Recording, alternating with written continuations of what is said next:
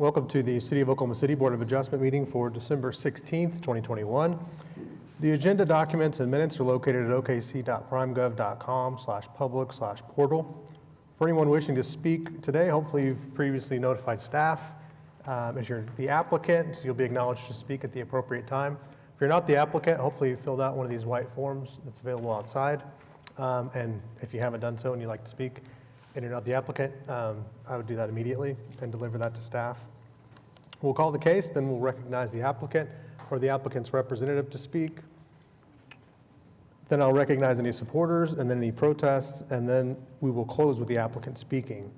Public comment will then be closed unless specifically reopened by me or another board member. The board will deliberate and then vote. For speakers other than the applicant, please limit your comments to 3 minutes. If several people have the same or similar comments, please respect the time of the board and the other applicants, and we ask that you designate 1 or 2 speakers to address the concerns of the group. Those individuals will be given more than 3 minutes if needed, and we will allow additional people to speak that have additional information if necessary. If you arrive after your item has been heard, or if you have a different matter to raise with the board, you'll be allowed to speak under the citizens to be heard portion of the agenda. Board members will be allowed to raise questions or make comments at any time during the meeting. Please do not interrupt board members while they're speaking because we need a clear record and it makes the meetings go by much faster. Before you begin with your comments, please identify yourself by stating your name and address, and this meeting is called to order. First item on the agenda is to receive the minutes from the November 4th, 2021 meeting. Do we have any changes or a motion? So moved. To approve. Okay, we've got a motion and a second to receive the minutes from the November 4, 2021 meeting. Once you're able to, cast your votes.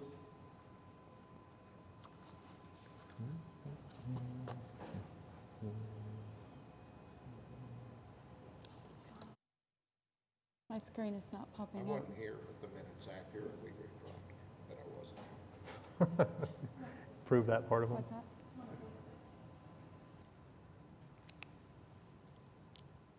My vote is yay. My screen's not popping up here. Monica, log out and log back in. What's that? Log out and log back in. There it is. And the minutes are approved. Next item on the agenda is continuance requests or withdrawals. I believe we have one.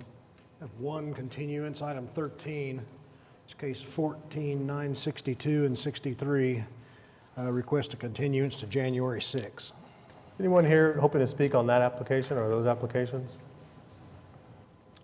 Hearing none, I think we can take a motion to continue as requested. So moved. Second. Got a motion and a second to continue those items as requested. Once you're able to, cast your votes. The voice vote is for yay. Okay. I'm gonna try signing out.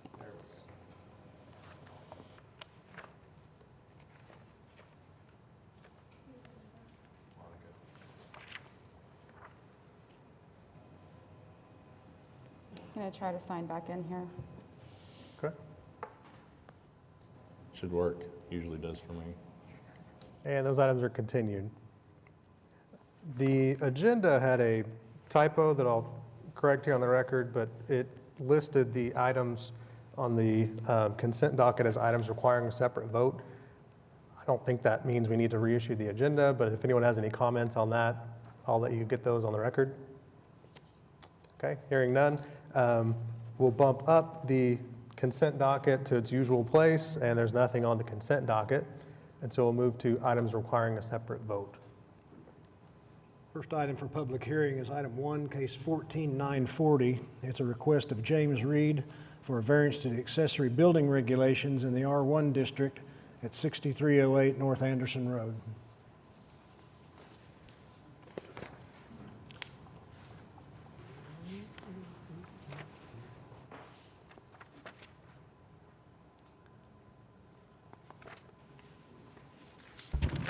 Good afternoon. This is my wife, Charlene Reed. I'm James Reed. We was here in October. The request was to remove the building from the location. The building has been moved to a new location.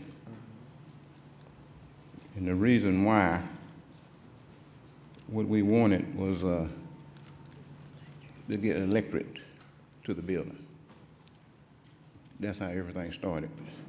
And they told us we need a variance, and some people told us we didn't need a variance, and here we are. So we done everything that was asked for us to do. So we had your, This, you mean electric to a new building? Is that correct? You're putting a new building and you want it electric to it, right? right, Yeah. And the building exceeded the size that you're allowed to have for an accessory building, so that's why you needed the variance. If I recall correctly, you also needed a variance the first time because it wasn't originally behind the rear wall of the house, and it looks like now you've moved it behind the rear wall, so you don't need a Right. variance for that. And you just need a variance on the size. Just so we can hit the statutory elements, can you talk about what your need is for this building, this additional building? And what you're going to use it for? wait, say it again? So that we can hit the statutory elements that we need to hit, can you talk about what you're going to use this extra building for? Oh, workshop. Okay. Board members, questions or comments?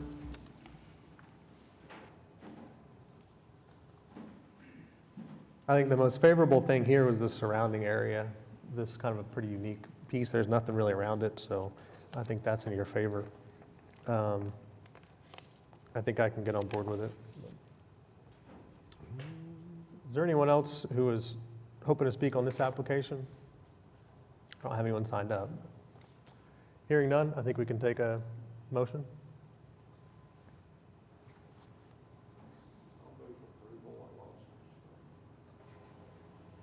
I'll move approval.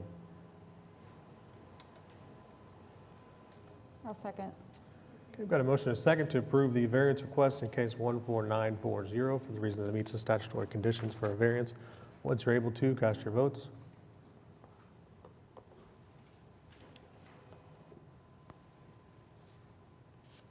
My voice vote is yay. My voting is still not popping I up. don't have a pain either. I vote yes. And it's approved. Thank you. You're welcome. Okay, item 2 is case 14948, the request of Hector Marino for a variance to the front yard setback on carport regulations at 1329 Northwest 98th Street.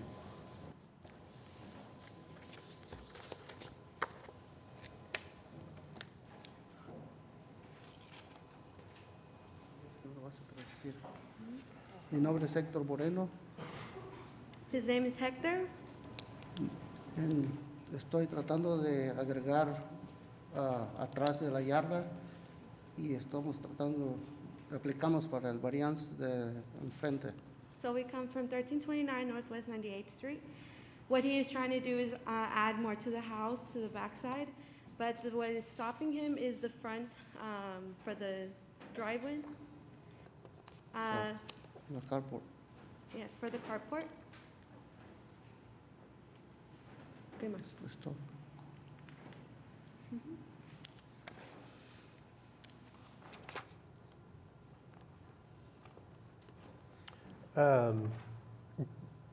Just to confirm, it looked like you have an unpermitted carport, Que no estaba permitido el ese. and then in order to get an additional building permit, the city came out and found that you had this unpermitted carport and said that it doesn't meet code. Is that correct? Okay. I'll kind of give my comments to the board. I can kind of get on board with the first variance because it's only a 4-foot variance. But the second one, I'm struggling with. I'm only one board member, but the covered porch encroaching 12 feet past the 12-foot front setback, that one, I don't know that I can find the statutory standards personally, but that's kind of where I am. Any questions or comments from board members? Is that a total of 24 or 20? My understanding is it encroaches 12 feet into, Into the 25. Oh, into the, okay, I see that right here.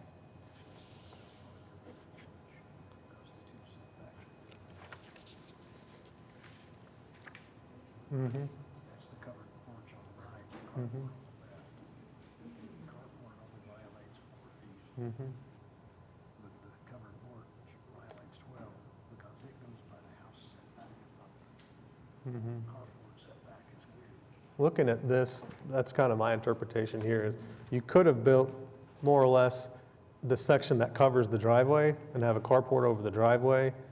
In its current configuration, only encroaches 4 feet. But on our side, the right side, that side should be 12 feet shaved off of it. It encroaches an additional 12 feet than it's supposed to. Dígale que el espacio que tiene ahí apenas cabe 2 carros, que no hay mucha distancia, y el carport ya estaba ahí. Entonces, So what he is saying is that when he originally bought the house, that carport would have already been standing. And so he did not know there was an issue until the city has gone. And what he just said was that it could barely fit 2 cars right there, how it is parked. y tiene 12 pies de la orilla hasta donde está la pata del carport.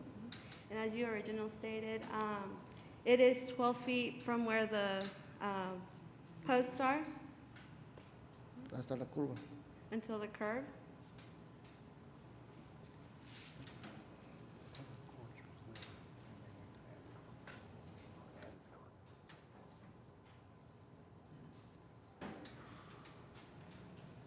I can't quite tell, is this all one piece? Is this all one roof? Okay. I mean, that's where I am. I don't know that there's any hardship other than one that's self-imposed. Someone put it up that wasn't supposed to put it up. That's, you know.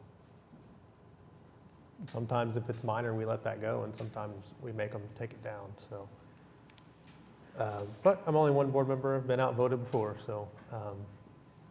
Any questions or comments from the board? I'm not real thrilled about it. Kind of looks like a back porch on the front. Yeah. I think the code is, trying to keep that from happening. And we did have a protest letter, which I agreed with the protest, that essentially says, well, they don't want to see this approved, and they're concerned that other neighbors would also want to do what was done here if we approve this. I tend to agree with that. It'd be difficult for us to say that your neighbors couldn't also do the exact same thing, so. I don't have anyone else signed up to speak. Was there anyone out there that wanted to speak on this application? Okay. Seeing none. Board members? Questions, comments, or a motion?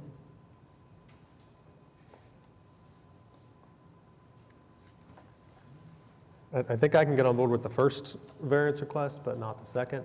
I have no idea where that leaves him as how he's going to remedy this, but just legally, that's kind of what I see here. I'll just note for the record too that, one of the things that caught my attention in the protest letter was that, if you extend it out that far, they're going to park cars all the way to the end, and then you're having to, the sidewalk is being cut off right there, that walkway, Yeah. which creates a safety issue as well. Do we want to give him an opportunity to amend his application, or are we taking a motion? It's not a bad idea before we vote. Now that you've heard the comments of the board, what a lot of people do in these circumstances is go back to the drawing board, request a continuance to our next meeting date, see if you can revise your application based on the comments of the board, and then come back to us and see if you can come back with a different application. Porque ellos creen que de verdad se van a votar que no. Entonces lo que creen que es que puedes tú revisar lo que de verdad existe y puedes dibujar más y que tienes más lo que quieres decir para que puedan tener otro día para que tú puedas venir aquí a hablar. Entonces, ¿creen que pueden decir que no? Recuerda que decir que creen que es porque todavía no han votado y porque dicen muchas cosas que no van, tal vez dicen que no lo quieren y algunos que sí.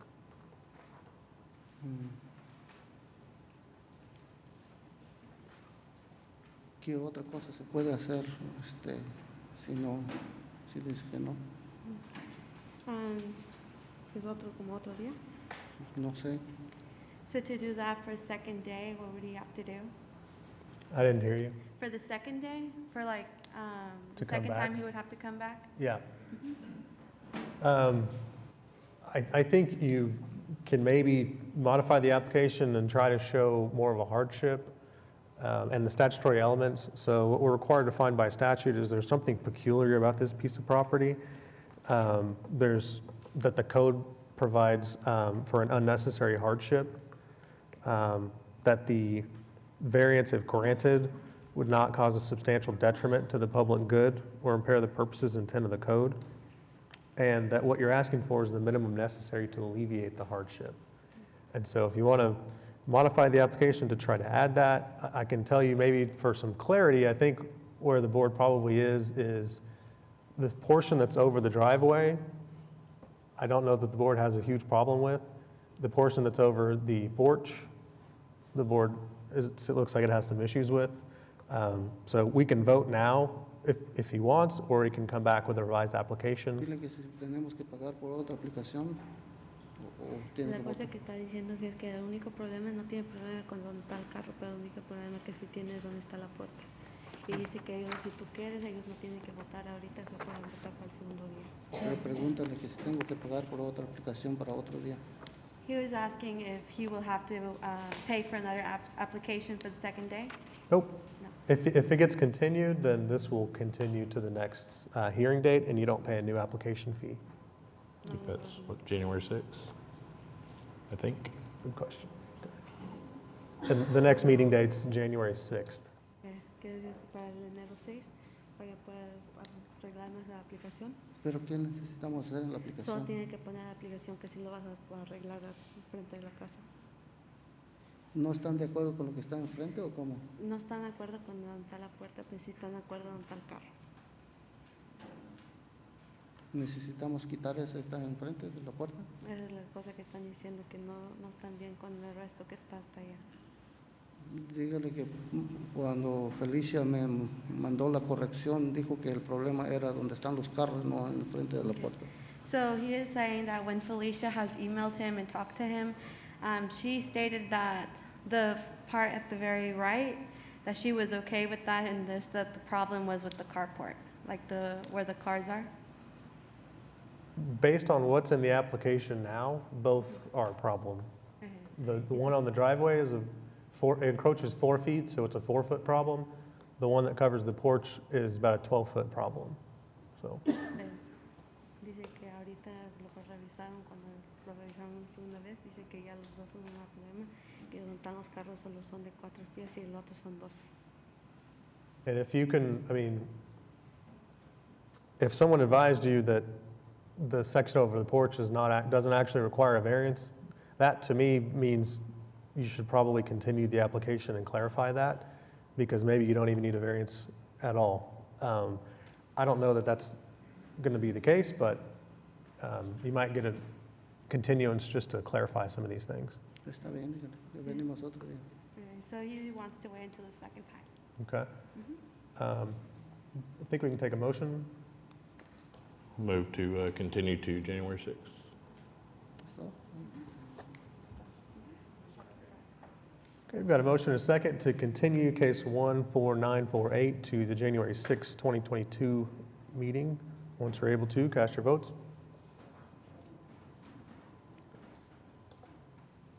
And it's continued. Item 3 is case 14952. It's an application for special exception of Patricia Crocker to allow a mobile home to serve as a temporary dwelling to relieve a medical hardship at 13400 Northeast 155th Street. Hi, my name's Patricia Lee Crocker, and I live at 13,400 Northeast 155th Street in Jones, Oklahoma, 73049. And I am requesting the variance today due to a medical hardship for my mobile home to remain on the property. In order to submit one of these applications, you submit paperwork to the city to establish a medical hardship, and it looks like you have sufficiently done that, so that is in your favor. It says this is a new application. Is this have you already received a medical hardship for this mobile home or in the past or not? No. Okay. This is my first time. I thought I heard you mention to renew it or something, so, okay. And we can do it for up to 3 years.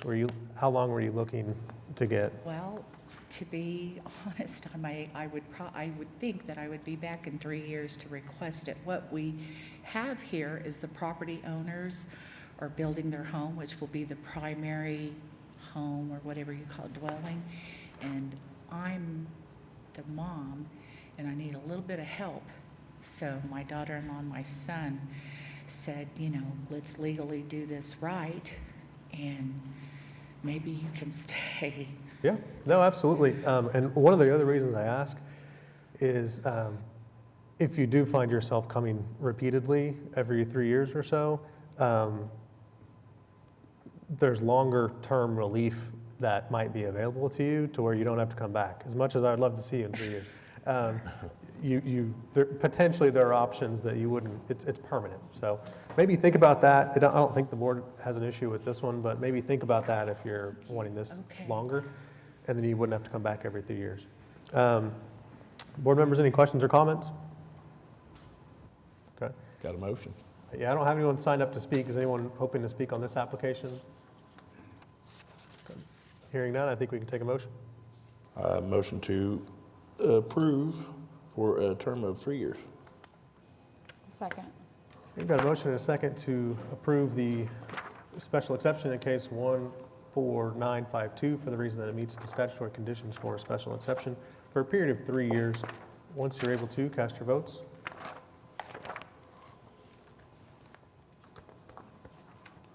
And it's approved. Thank you so much. Thank you. Merry Christmas. You too, thank you. Item 4 is case 14950. It's a request of David Box on behalf of OnQ for a variance to the moratorium adopted by City Council prohibiting freestanding signs over 200 square feet located at 7901 South Peebly Road. It's okay. Good afternoon, David Box, 522 Colcord Drive.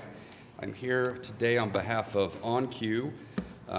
Behind the sign that you can't see is the OnQ team. We've got several people here that will be able to hopefully answer any questions you may have. I do understand that this is the second variance to the moratorium that you've heard. It of course, is a strange process because of the moratorium. Having been involved perhaps more deeply than I cared to be in the moratorium, I do think it's important to kind of look back at why the moratorium was put into place. It was not put into place to deal with on-premise signs, which is what this is. It was put into place because there was about 7 or 8 applications that we were able to get approved throughout the city through a PUD process, through Mr. Privet and his planning commission colleagues and ultimately city council, that allowed billboards to go into locations that otherwise weren't at the time allowed by the current zoning. What that pushed the city to do through the prodding of one in particular sign company was to push pause on the PUD and SPUD process for billboards. At the same time, the city was dealing with litigation at the federal courthouse as it related to content neutrality in the sign code. Ultimately, the federal court decided that the sign code was unconstitutional, and so now the moratorium is in effect for signs, all signs. There is no longer a distinction between on-premise and off-premise. So I just say all that to say we have to come before you to get the variance and moratorium. This is not the type of sign that was ever contemplated to be a problem. These are on-premise signs. These aren't general billboards. And the reason why we think that's important is going to become more clear here in a bit when Mr. Scott Mitten comes to discuss some of the standards that are found in this document. This was submitted as part of our materials. I trust that each of you has read all 65 pages and are well versed in its studies and findings.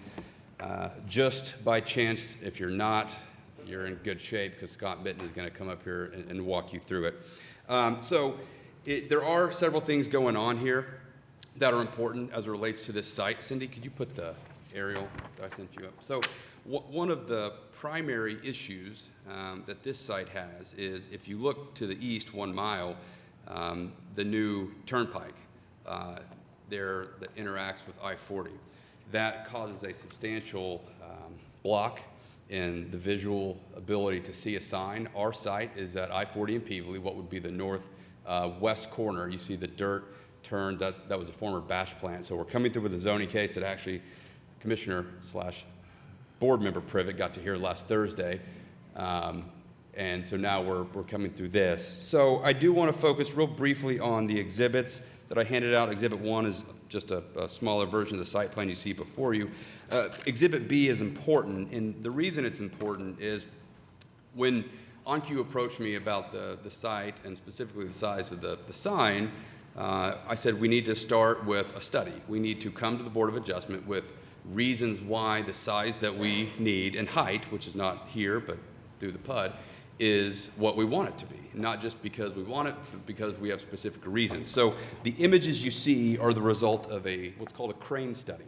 The sign company will go get a crane and literally put it on the site, put a piece of plywood and raise it up to various heights, and then extrapolate that out to different sizes. So you see through exhibit tab 2, the various signs at the height that we propose in the PUD, and then at the 200 square foot, which is what the moratorium would require, and then ultimately at the larger 725.3 square feet, which is what we request. The requested size, in large part, is based upon a driver's ability to see the sign, make a safe maneuver, locate the exit, and exit safely. The reason that we're here before you is fairly simple in that 200 square feet at I-40 and Peebly with motorists traveling at a rate of speed approximately 80 miles an hour, 200 square feet is simply not large enough based upon sign standards found within the documents that we're going to discuss from the United States Sign Council Federation. There's a scientific method at which you arrive at both a height and size that Scott's going to walk through, but briefly walking through the statutory conditions, the hardship is that the 200 square feet would create an unsafe driving condition. And if we think about the difference between on-premise and off-premise, of course, that's getting into content, but I want to focus on why it's important for this. If you think of a general billboard, the consumer of the information, that being someone in a car, is consuming that information in a general sense to be stored and thought about later. It's not inciting an action by the driver. An on-premise sign, on the other hand, is only there to incite an action by the driver. You need to get gas, you need to use the restroom, you need to buy snacks. When you see it, it is causing you to do something. Exit, prepare to exit, change lanes, do something in which you're interacting with the other drivers on Interstate 40 in this case. And so the size at 200 square feet, in our opinion, and the opinion of the document we're going to get through, does not allow for a safe vehicular movement at 200 square feet based upon how close you'd have to be to that sign to be able to read and understand what that sign is. In terms of uniqueness and peculiarity, if you look through the sign study at Exhibit 2, you'll see that there are some changes in topography and elevation. There are significant trees and other things that create visual barriers to the site, as well as back to the aerial exhibit that we started with. A mile to the east, you have a significant interchange. If you've driven through there, some of those are at pretty significant heights. So as you're traveling from the east to the west, it becomes a visual barrier. In terms of the third condition, relief if granted would not cause substantial detriment to the public good. We believe, again, this to be a safety issue. We believe the opposite to be true, that granting of the variance will actually create a safe environment for the public to be able to identify the sign and make the movements necessary to exit. And finally, the variance granted would be the minimum necessary. What you're going to hear through Mr. Mitten is based upon the speed limit, and our calculations are actually based on 70. I'm not going to ask for a show of hands, but I'd be willing to bet that most people that travel through Interstate 40 in this stretch don't go 70. They probably put their cruise control at 79, which is what I do. So at 70, what it's actually telling us based upon the formulas provided is 741 square feet is what is needed based upon response time. What we're asking for is a 725, so we're actually less than what is contemplated under the sign study. So we believe we meet all of the elements to grant the variance to the moratorium. And I will turn it over to Mr. Minton and then get back up at the end and try to wrap it up, unless there's any questions of me right now. I mean, I think I can potentially save some time, I don't know, but we are not, this is as a part of a PUD, right? That's still going to, this is as a part of a PUD that's going to go to planning, right? So it went to planning last week. Already did. Then I asked if he was gonna have to come back to planning after this. We go to council. So Planning Commission made a recommendation on the PUD with a technical evaluation that we receive a variance to the moratorium, which is what we're seeking from you. Of course, the variance to the moratorium is really just, you're not determining the size. Right. You're either granting or not granting. We just simply wanted to arm you with as many facts as you have as it relates to why we have this size. Ultimately, that'll be a legislative decision at council as to the size if the variance to the moratorium is granted. I guess, It's confusing. so was this pending at council, or not at council, but at planning? So what happened? No, we voted on it last week. But how did it- But how did it get to- originally, this one was gonna be before last week's planning commission. I do know that. How did this get to planning with the moratorium in place? That's my Because it, well, Has Because it we been missed our pending? meeting, I think. Has it been pending for a while, or what? what your question is how were we even able to get it filed? So Yeah. staff will allow applications to be processed, PUD applications, if you have also filed your Board of Adjustment application Okay. to vary it. What happened because your meeting got canceled last week was we went forward with Planning Commission with a requirement in the Planning Commission hearing that we get the variance to the moratorium. Because they're just a recommending body, ultimately 6 weeks from now or 5 weeks now, City Council is going to hear it. We still had to come here. Okay, yeah, that makes more sense. So the reason I said I think this can potentially save some time is the size is not really up to us to analyze. And so I don't know that we need to spend a lot of time on the size or the height. For the record, I think it's too big, but that's not before us. What's before us is whether you get a variance to the moratorium or not. We've already done it, not that we're going to set a precedent that happens every time, but we've already done it in a similar case. And in reading this application, it made sense to me to do the same thing we did at the last one, since this is not a billboard, which is to approve the variance request for a variance to the moratorium with the recommendation that the board doesn't think that the statutory elements are met for anything over 275 square feet, because that's what's going to be in the new, what's anticipated to be in the new sign code. So I think that gets you through the variance without us really dealing with the size issue, and planning and council can deal with the size issue. So those are, We're fine with that. Okay. Mr. Minton really had his heart set on walking through some complex algebraic equations. I'm sure he did. But- We've got a couple of longer things on the agenda, so to I bet shave off some he'd be time. willing to forego that. Okay. I mean, if this is his 15 minutes of fame, and, then by all means, but. I asked him to bring in like a chalkboard and really like get into it. But Board members, questions or comments about this? I mean, seems similar. Again, if this were a billboard, I'd have a lot more issues with it. Is this any bigger than any other highway on-cue sign?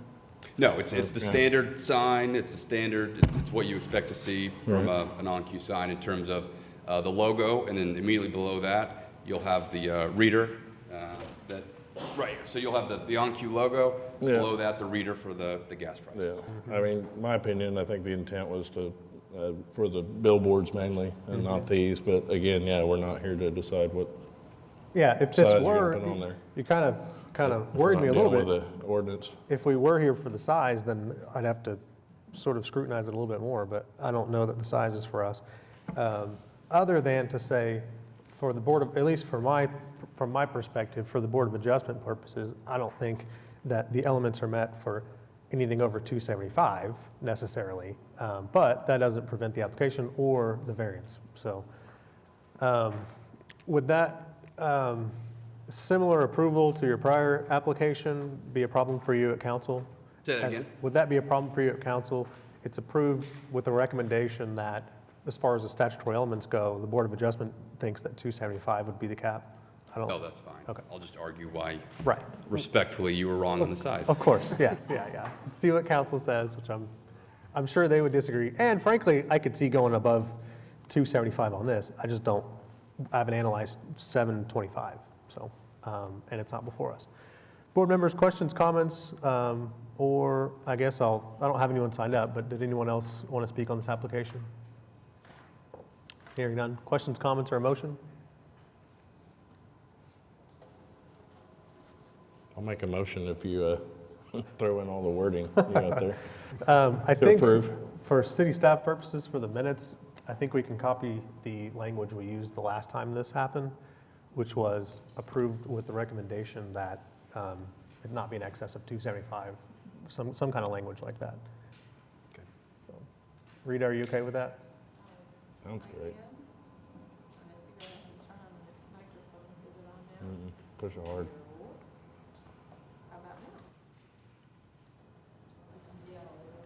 Okay. I think you have to pick up what's actually on the agenda, use some of that language, and then add to that what your actual action for today was. So you have to include in your motion something that speaks to the request for a variance to moratorium, and then a part about not larger than the, well, almost exactly what it says on here. What the minutes reflected on your previous case was the Board of Adjustment approved the variance with a non-binding recommendation of 275 square feet. Yeah. And even that was just for the purposes of the statutory elements. Sure. Not necessarily meaning anything, but okay. Kick the can, got it. So, Mr. Privet's motion is That. approved with a non-binding recommendation that the statutory elements are not met in excess of 275 square feet. Yes, Okay. sure. Up to that amount. So Okay. that you meet the statutory requirements. Up to 275, yeah. Yeah. Do we have a second? Yes. Okay. Got it, second. Got a motion and a second to approve the variance request in case 14954 for the reason it meets statutory conditions for a variance, up to, with a recommendation non-binding of up to 275 square feet, getting feedback somewhere. Once you're able to, cast your votes.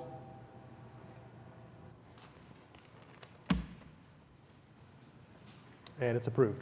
Thank you. Thank you. Item 5 is case 14956, request of Fitzsimmons Architects for a variance to the sign regulations in the DTD 1 district at 525 Northwest 11th Street. Hi, Kristen Fasking with Fitzsimmons Architects, 2721 North Walker Avenue. This is the boulevard development that exists at 11th and Dewey, near 11th and Walker. You know, everything's kind of... This particular site has been a challenge for signage from the get-go, just because it's unique in that it is a corner site with 2 full street frontages. The way the current signage code reads, we are capped at 150 square feet of signage, and this comes up in working with staff at DDRC. It comes up often in sites like this where we have more than one street frontage and there's no real allowance for that in the current codes. And fortunately for us, they are revamping all of the codes, and we're going to have a new version soon. Unfortunately for us, it is not out yet, so we are unable to make any promises to future tenants based on future signage allowance. So what we have done is we have requested an increase of 250 additional square feet of signage to bring us up to what will be the new cap under the current draft of the code of 400 total square feet.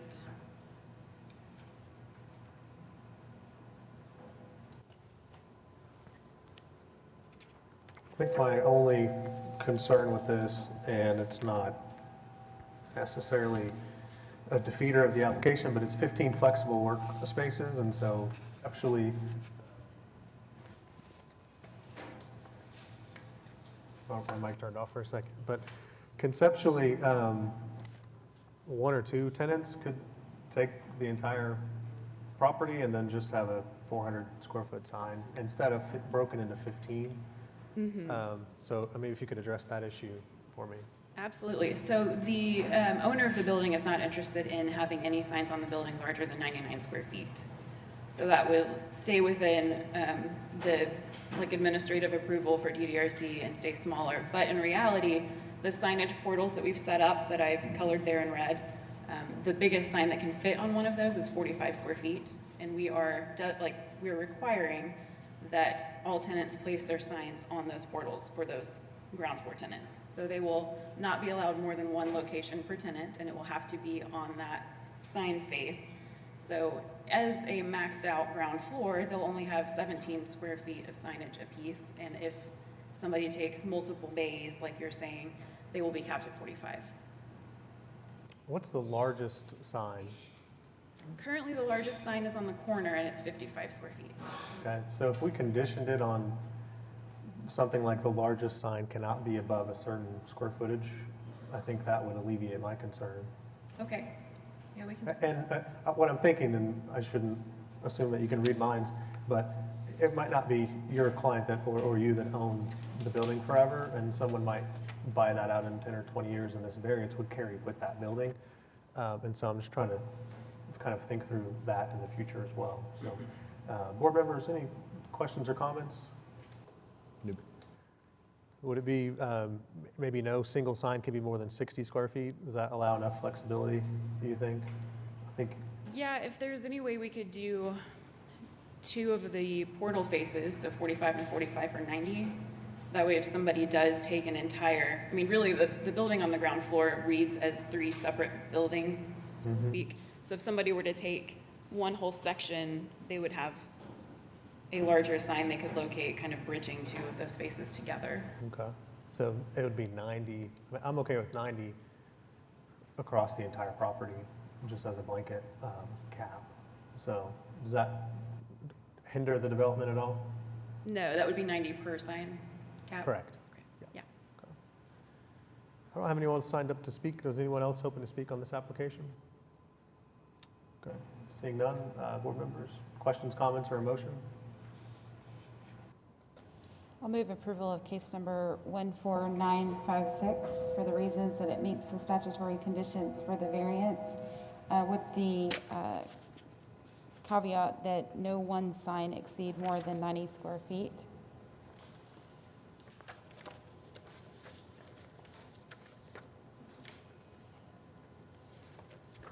Second. Okay, we've got a motion and a second to approve the variance request in case 14956 for the reason that it meets statutory conditions for a variance, on the condition that no single sign will be in excess of 90 square feet. Once you're able to, cast your votes. And it's approved. Thank you very much. Thank you. Item 6, case 14958, request of Best Choice Homes for a variance to the setback regulations in the R1 districts located at 11205 Eagle Court. Hello. My name is Yosef Hushiar from Best Choice Home. Okay. And I guess issue we have with the encroaching to the easement on the cul-de-sac. And due to, I guess, negligence on the foundation guy, I guess normally these cul-de-sacs are 50 feet diameters, and that's typically what they are. And on this cul-de-sac, apparently cul-de-sac was 52 feet in diameter. And they just put too close, probably 1 to 18-inch rear into the building line. Okay. Just for clarity, the application says 1 foot, and you mentioned 18 inches, and I just want to make sure you get... I am just guessing at this point, because normally we keep the building itself close to 6 to 12 inch behind the building line, even at 50 feet. Okay. So this being 52 feet, we are probably into cul-de-sac within 1 foot to 18 inch. Okay. Probably guess, but not more than 18 inch for sure. Okay. Just try to stay away. I just want to make sure that if we grant your application and grant you 1 foot, and you still have 6 inches that you encroach, you have to come back and see us and get a variance for 6 inches. That's So, true, So just want to make sure we take care of that. yeah, well, As far as variances like these go, this is a pretty minor one. We've seen some larger ones, and I think this being on a cul-de-sac sort of makes more sense, that sometimes mistakes can happen on these, so. It's kind of the standard, isn't it? I know, yeah, I was gonna say, Yeah, I'm sure. I didn't want to say that, but yeah.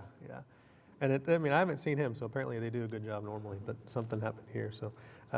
I think, I can get on board with 18 inches. Is there anyone else that was hoping to speak on this application? Seeing none, board members, questions, comments, or motion? I'll move approval of case number 14958 for the reasons it meets the statutory conditions for the variance, with the variance being 18 inches. Okay, do we have a second? Okay, Mr. Voorhees, we've got a motion and a second to approve the variance request of 18 inches in case 14958 for the reason that it meets the statutory conditions for a variance. Once you're able to, cast your votes. And it's approved. thank you, guys. Thank you.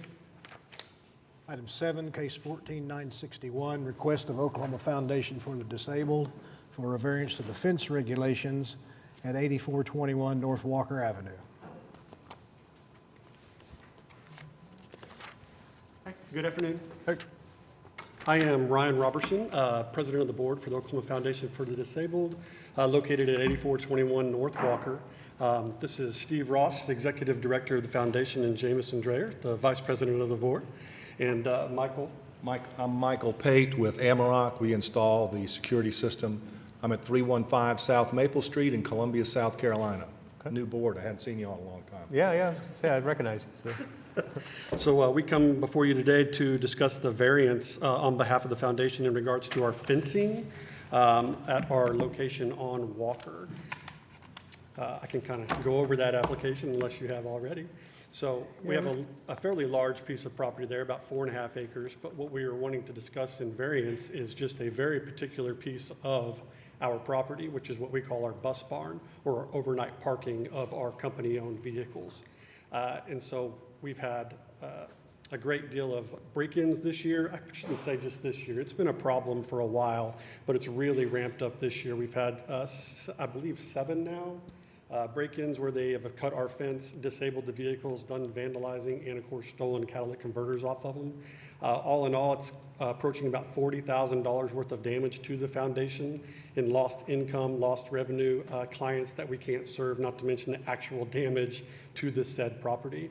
So we reached out to Amarok to come up with a solution for us. We've already taken all of the natural steps that you would take, additional lighting, the fence that's in code, your standard chain link with the 3 rows of barbed wire, all of that's already there, video cameras, nothing is actually stopping or preventing the problem. So which is why we reached out to Amarok. Okay. I assume you want to probably ask them exactly what they do. Sure. Thank you.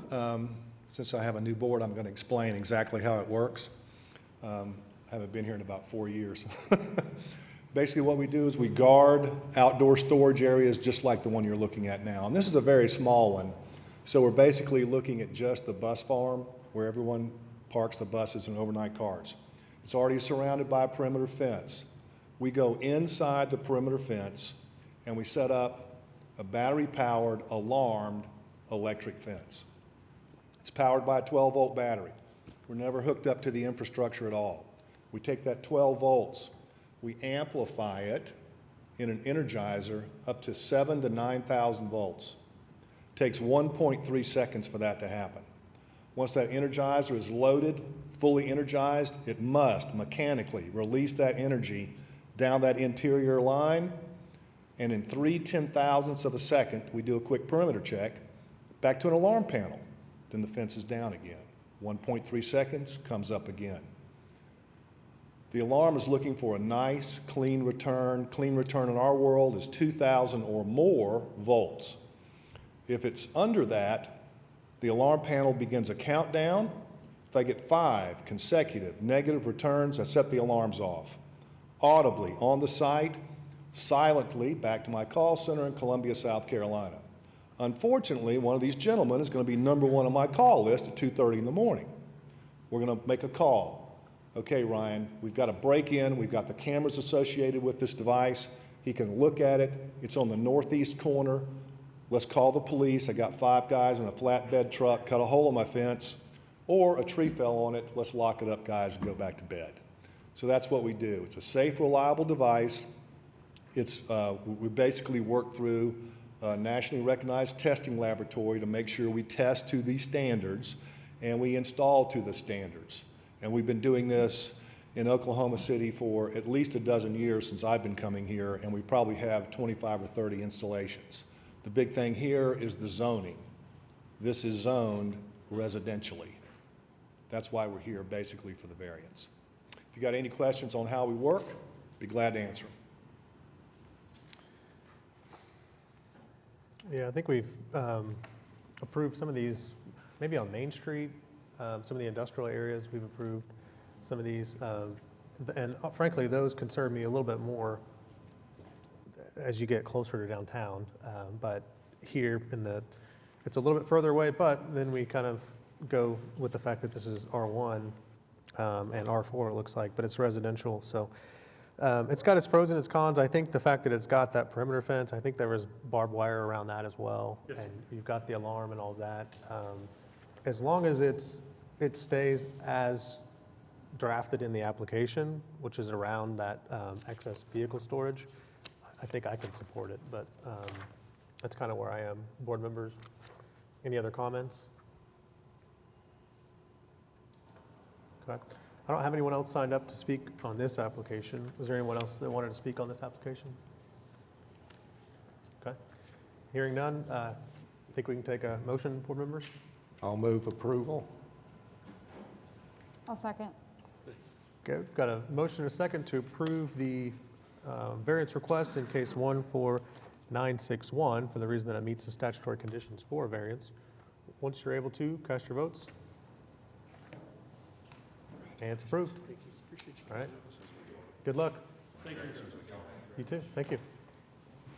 Item 8, case 14950, application for special exception of Clint Hyatt to allow home sharing at 2501 Cummings Drive.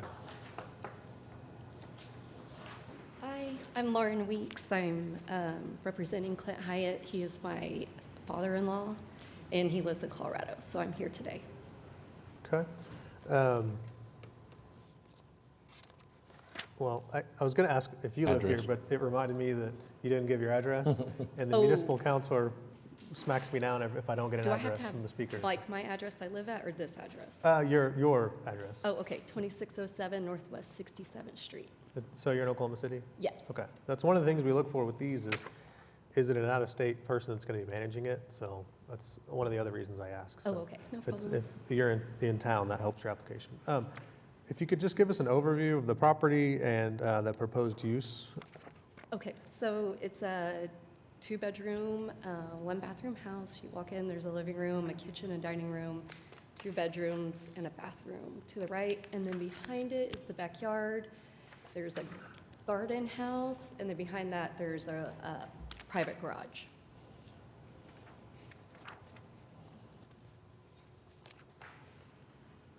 I think I saw on this one that you've got parking to accommodate the number of guests that you're intending to host. Yes, so they put in 6 maximum guests and then 3 parking spots on the street. On the street or on the driveway? On the street. So the driveway is kind of back behind. Like that street where you go around is behind. It's just different. I don't know how to. Yeah, yeah.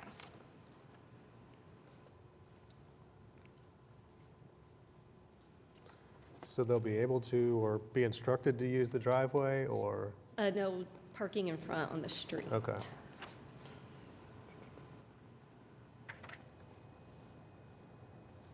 How many guests is this going to accommodate?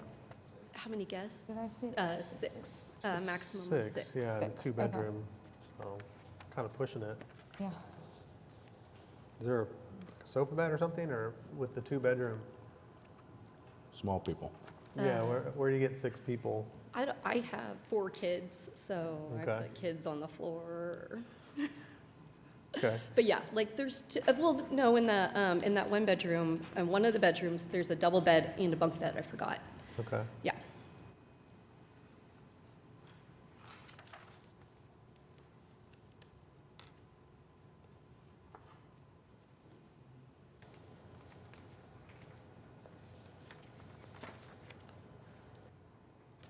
Is there anyone else that was hoping to speak on this application?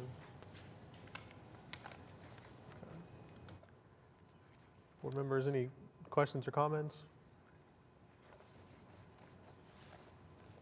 I think this one's a pretty somewhat populated area that we might,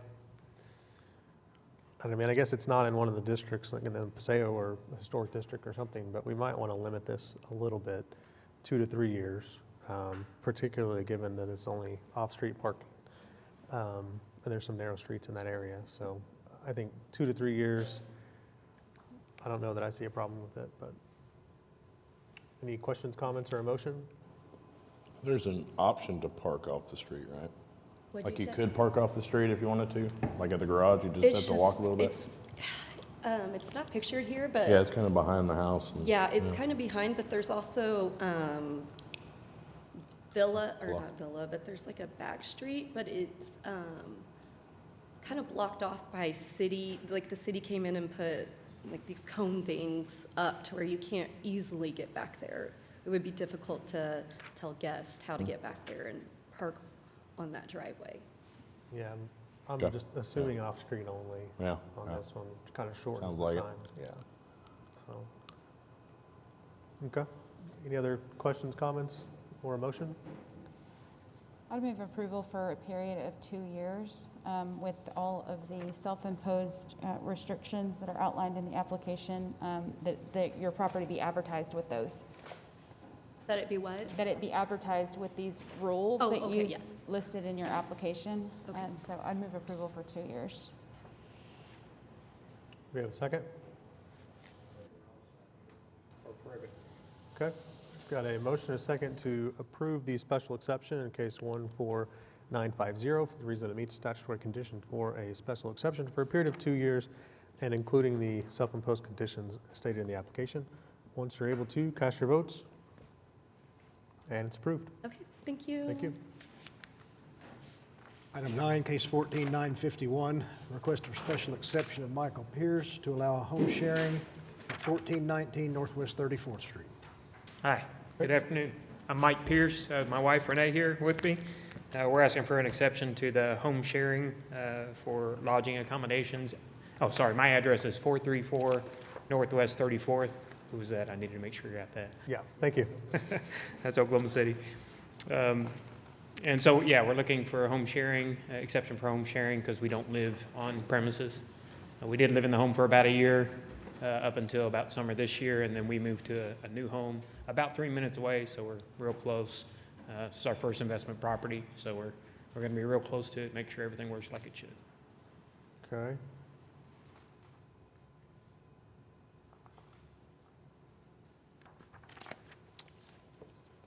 And this is a, well, no, maybe I'm, yeah. Like you got a new driveway, right? Yep. Yep, awesome. Room for 2 vehicles on the front of the house and even further in the back if they wanted to park more in there. All right. And this will be advertised as off-street parking only, so parking in the driveway? Yeah, driveway parking. Okay. Yeah, we don't recommend and would persuade them not to park in the street. Okay. Some of the times with these, we condition approval on your advertising it as off-street parking only, especially if you have it available, and it looks like you do here. Would that be a problem with you? No, I have no problem with you said not having off-street parking only. On the advertising. Advertising it as parking in the driveway only. Yeah, that's our Okay. intent, yep. Okay.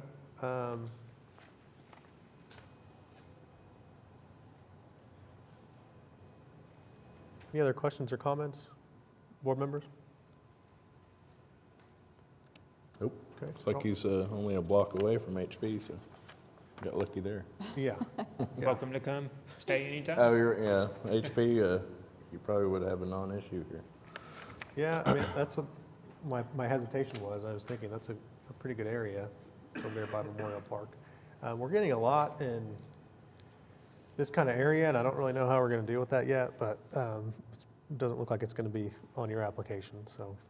Good to hear. Yeah, so, board members, questions, comments, or a motion? And I like the time frame you put on the last one Yeah. for this one as well. I'd move approval of case number 14951 with the condition that it be advertised as off-street parking only. So your advertisement would need to say that. Right. Off-street parking only for a period of 2 years.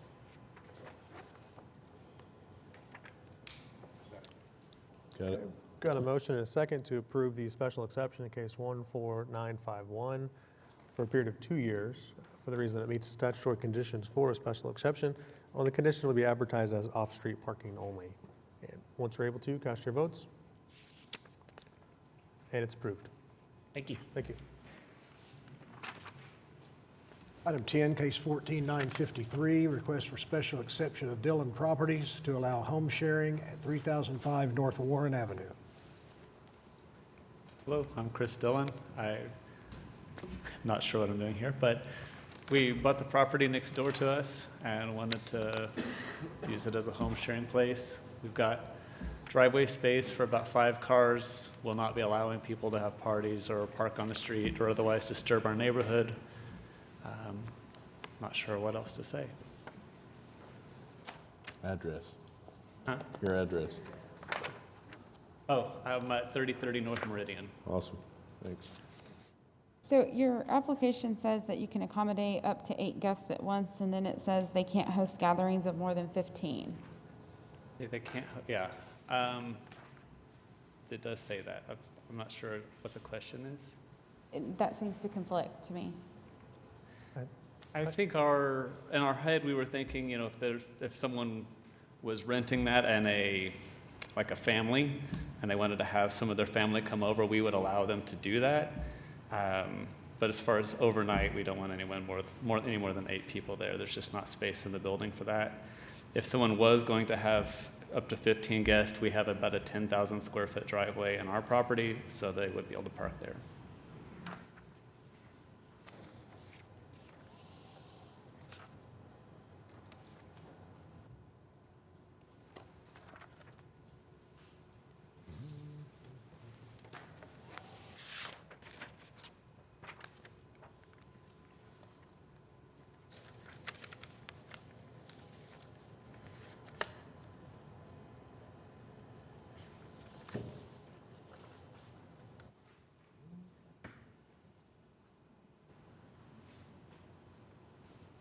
Yeah, that's what I was looking at as well.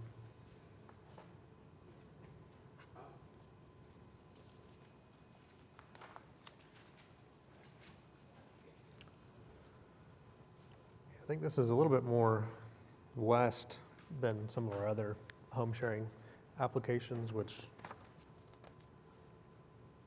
I think helps the application, and they're next door. That helps the application.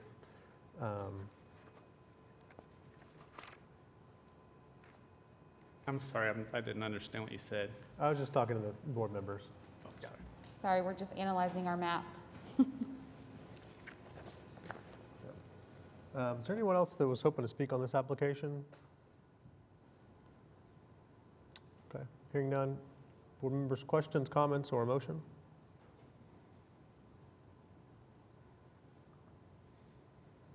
I'm thinking 2 years.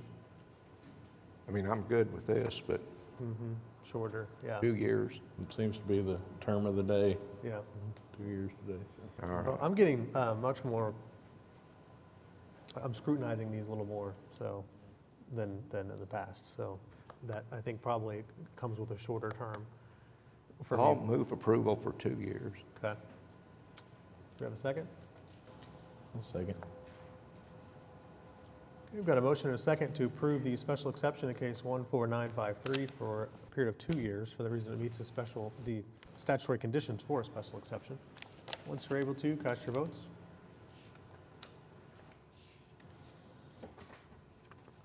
And it's approved. Can I ask one question? Sure. Would it be, how could someone planning to purchase a property find out if this could be approved in front of purchase? Is that possible? I'm trying to think if the special exception carries with the property. I think it does. Yeah. So it would need a special exception approved before the purchase of the property, and then that person would know that whatever the remainder of the term is, there'd be a special exception on the property for that remainder of time. Other than that, I mean, you couldn't sell a property, I guess, assuming that a special exception is going to be granted or something like that if it hasn't been granted before. But if it's already been granted, it carries with the property. So I mean, like if I was going to buy a house that I wanted to use this way, and then maybe it wouldn't work unless I could use it that way, would it be possible to get the approval in front of the purchase? Yeah. The existing owner did it, right? You'd need, The existing owner. yeah, you would need permission. I think there's a form or something, but you need permission from the current owner to say that you have authority to request a special exception, and then it would be approved or not approved before the purchase. But it seems like the prudent thing to do. A lot of people purchase a property and invest $100,000, $200,000 in it, and then come to us, and then it gets denied. That's happened before, so Yeah. it seems prudent to do that on the front end. So it's wise of you to ask. Cool, thank you. Sure.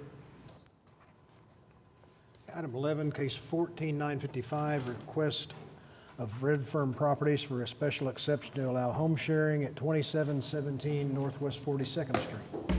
Hi, I'm Whitney Donnelly for Red Firm Properties, 7450 Winterwood Drive in Edmond.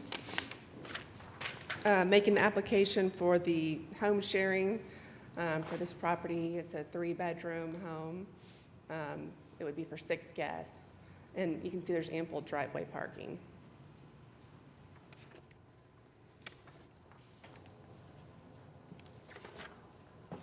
Unless you drive a big Oklahoma truck.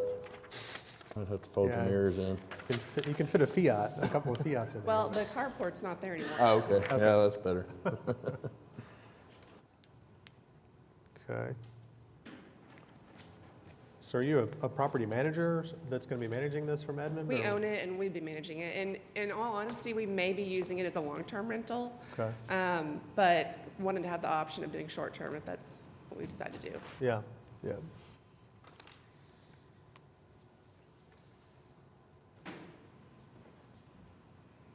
I think in this area, imposing these self-imposed conditions and off-street parking only makes more sense to me. I don't have anyone signed up on this one. Is there anyone that was hoping to speak on this application? Okay. Board members, questions, comments, or a motion? I'll move approval of case number 14955 for the reasons that it meets the statutory conditions for a special exception with a term of 2 years and a requirement that it be advertised with the self-imposed conditions listed in the application. And then off-street parking? Yes, is that not one of them? I don't know if it said that or not. Yeah, off-street parking only. Does that make sense? Yes. Okay, it'll have to be advertised with this. Okay. Yes. Do we have a second? Okay, got a motion and a second to approve the special exception in case 14955 for a period of 2 years on the condition that the self-imposed conditions be imposed in the application and the advertisements, and it'll be advertised as off-street parking only. Once you're able to, cast your votes. And it's approved. Thank you. Thank you. Item 12, case 14957, a special exception of Karen Williams Mcclendon to allow home sharing at 5808 North Dillon Avenue. Good afternoon, Richard Whited, 12200 Heritage Park Road, on behalf of Karen Mcclendon, the applicant. We're here today to request a special exception to the home sharing ordinance. Ms. Mcclendon owns this home and would like to retain ownership of the home. She has a daughter who is deployed overseas with DOD. We have the orders right here. She does not want to give up this home. She would like to keep it, but she needs additional income to be able to do so. So she is requesting to be able to advertise this on Airbnb, Verbo, and private word of mouth, basically anything that she can do to try to supplement her income. Before we get too far away from something you said, and before I forget the question I have, you raised her daughter. I assume her daughter was living at the home or something before she, okay. She was living in the home with me, and she is now deployed in Belgium. She'll be coming back every year for at least 30 days. Okay. And has a family now, so she can't stay in my house and wants to be able to stay in this house when she's here. I also have a stepson. I'll have to, just before a member of city staff elbows me, can you get your comments on the microphone so that they're in the record? Okay, thank you. I also have would you like me to repeat that? No, I think we got most of it. Okay, Yeah, thank thanks. you. I also have a stepson who is also in the Army National Guard with the same situation. They have 3 kids, he's married. So when they come back home to Oklahoma City, we would like them to, both families, to have a place to stay, which is why I can't do a long-term rental on this property. But it's been a long-term rental property before It this, has been. right? It sure Okay. has. It was a long-term rental property until June of this year, when I let my stepson move into it for a short-term basis. Okay. And that is the intention, is to only rent it during the times that my family doesn't use it. And I know there have been several concerns by our neighbors, and I want you to, the entire board, to know I take those concerns very seriously. Mr. Whited lives less than 2 miles away from the house. I live about 5 miles away from the house, and we plan to manage it exclusively by ourselves without any outside management company. Some of the things that we are doing are installing a home sensor, which is actually a noise detector, so that if the noise in the house exceeds our own rules, which I do have rules, no parties, no events, no additional guests other than what's approved. Is there anything else on there on the people? But if the noise exceeds the the minimal requirements or exceeds the requirements by the city, this will set off an alarm, and it will alert both of us, and we will immediately go over to the house, and the people, if that is in fact what's happening, the people will be removed. I don't anticipate that I will have a problem with that. I actually have another home outside of Oklahoma City that's VRBO, and we've done the same exact thing and never had a problem. I also plan to install security cameras, both inside and outside, that will be monitored 24/7. So that, again, if there's anything that's going on that the neighbors, would object to, or I would object to, it will be taken care of. We have ample off-street parking. There's 4 spaces in our driveway. There's a 2-car garage that is completely empty, so we can get all the parking off of the street.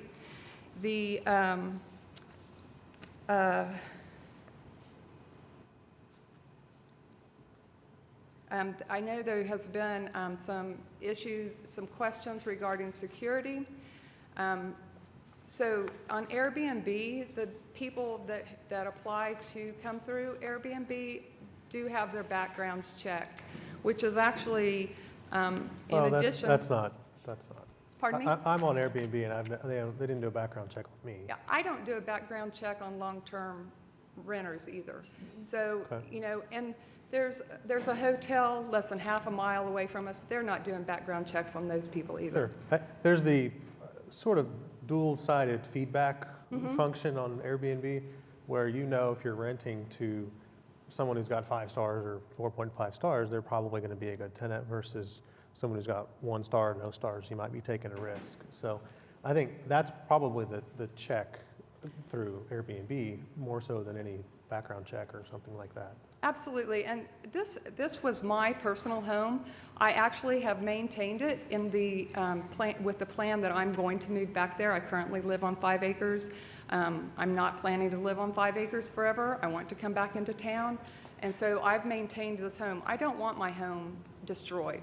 I know there's been concerns about the landscaping, and I have already contracted, in hopes that I would be approved for this, contracted with a new company so that I will be maintaining the landscaping instead of having the renters do the landscaping, which is how it had been done in the past. When I had a long-term renter, they were responsible for the yard.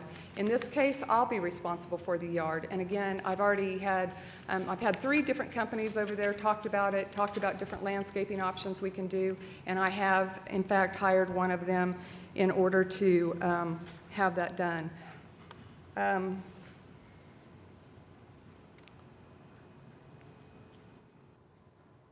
I think I've gone over the security lights, the thing. A lot of what I plan to do is do word of mouth with my friends. I actually have quite a few people in the medical profession who have expressed an interest to be able to stay there when they're coming here for long-term assignments at what used to be Baptist, and I still call it Baptist, so Integris, I think. So it's a 2-car garage. Will the renters be able to use the actual garage or just the driveway? No, they will be able to use the garage. Okay. I have a keypad on the garage door, and it's where we can change it. And so they'll be issued a code for the people who are staying there only, and then it will be changed so that there won't be any security issues. And then the security cameras, my understanding, this is probably a year old, but it's that you cannot, per Airbnb's rules, have any security cameras inside the property. They can only be outside facing. So that's just to get that on the record and potentially prevent any issues there. That might have changed, but that's been my understanding. It's my understanding that as long as we tell them that there are cameras inside, that it is allowed. Okay. And we do plan to make that, very well known. Again, this was my personal home. I plan to move back to it. I don't want it destroyed any more than my neighbors do. And then can you walk me through just, it's not quite clear in my mind, the renter versus your family using this property? And there's been some mention in the protest letters about some of the renters not taking care of the property and being issues in the past. That might have been your family members, and so there's not actually any conflict there, but can you just make that clearer for me when your daughter was there versus when renters were there? Absolutely. To be quite honest, the first that I heard of any issues was when they sent the letter to the ladies and gentlemen on the council. So nobody ever brought this to my attention prior to that, and had they done that, I would have immediately rectified it. I know there was one complaint about one of my tenants who had left his Christmas lights up for an extended period of time. He had a thing of gift boxes or something on there, and when nobody told me about it, and when I saw it, I actually asked him to please remove it. He, in turn, told me that he had a friend that lives one street over, so still in the same neighborhood, and they were having a contest to see who could leave their Christmas decorations up the longest. While I certainly respected his contest, I asked him to still please dismantle and relinquish. Yeah, and those aren't things that happen when you have an Airbnb, and so that has minimal relevance, other than maybe what the protest meant was that there's not adequate monitoring of the property or something like that. Maybe that's what they meant. But back to my kind of original question, I guess I just was wanting to understand when your family is going to be using this property and when your family's not going to be using it. My family when's the last time that your daughter stayed at the property?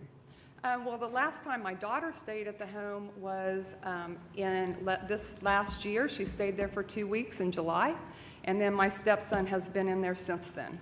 He just moved out about a week ago. So that has been completely family there since July. Okay. And before that, it was not family, it was just normal renters? No, before that, it was a rental. I have not lived there for about 5 years, and it has been a rental property. Okay. I'll probably have some other questions, but I don't want to monopolize the time. Board members, do you have any questions or comments? Okay. And then I think we cut you off, sir. Did you have any other comments? I think she did a wonderful Okay. job. Okay, sure. Unless you have any questions for me. I don't think so, but you'll get an opportunity to come back after we hear from some other folks. Okay, thank you. Thank you. Thank you.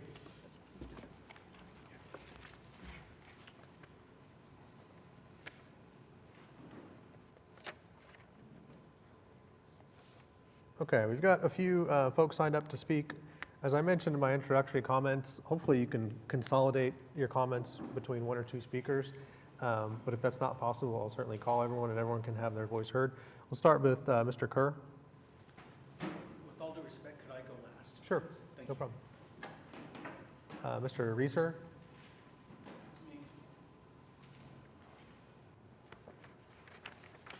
Hello there, I'm Matt Reeser. I live at 5809 North Dillon Avenue, Oklahoma City, Oklahoma. My house is directly in front of Ms. Mcclendon's house, which is 5808. I want my statement today to serve as my formal objection to the application with the Oklahoma City Board of Adjustment for home sharing at 5808. I've lived in my home since September of 2009, and I wish to object to the application for the following reasons. Historically, the landlord, Karen Mcclendon, has not kept a watchful eye on her rent house and renters over the past years, leaving the yard unkept and disheveled, i.e. bushes not manicured, weeds growing, etc. We have a nice neighborhood, and typically Karen's rent house looks out of place. As Ms. Mcclendon previously stated, she had one renter one year put up it was a Christmas decoration of Noel. It was Christmas boxes spelling out Noel. And I have no problem with the decoration being displayed, and I have no problem with it being displayed even well into March.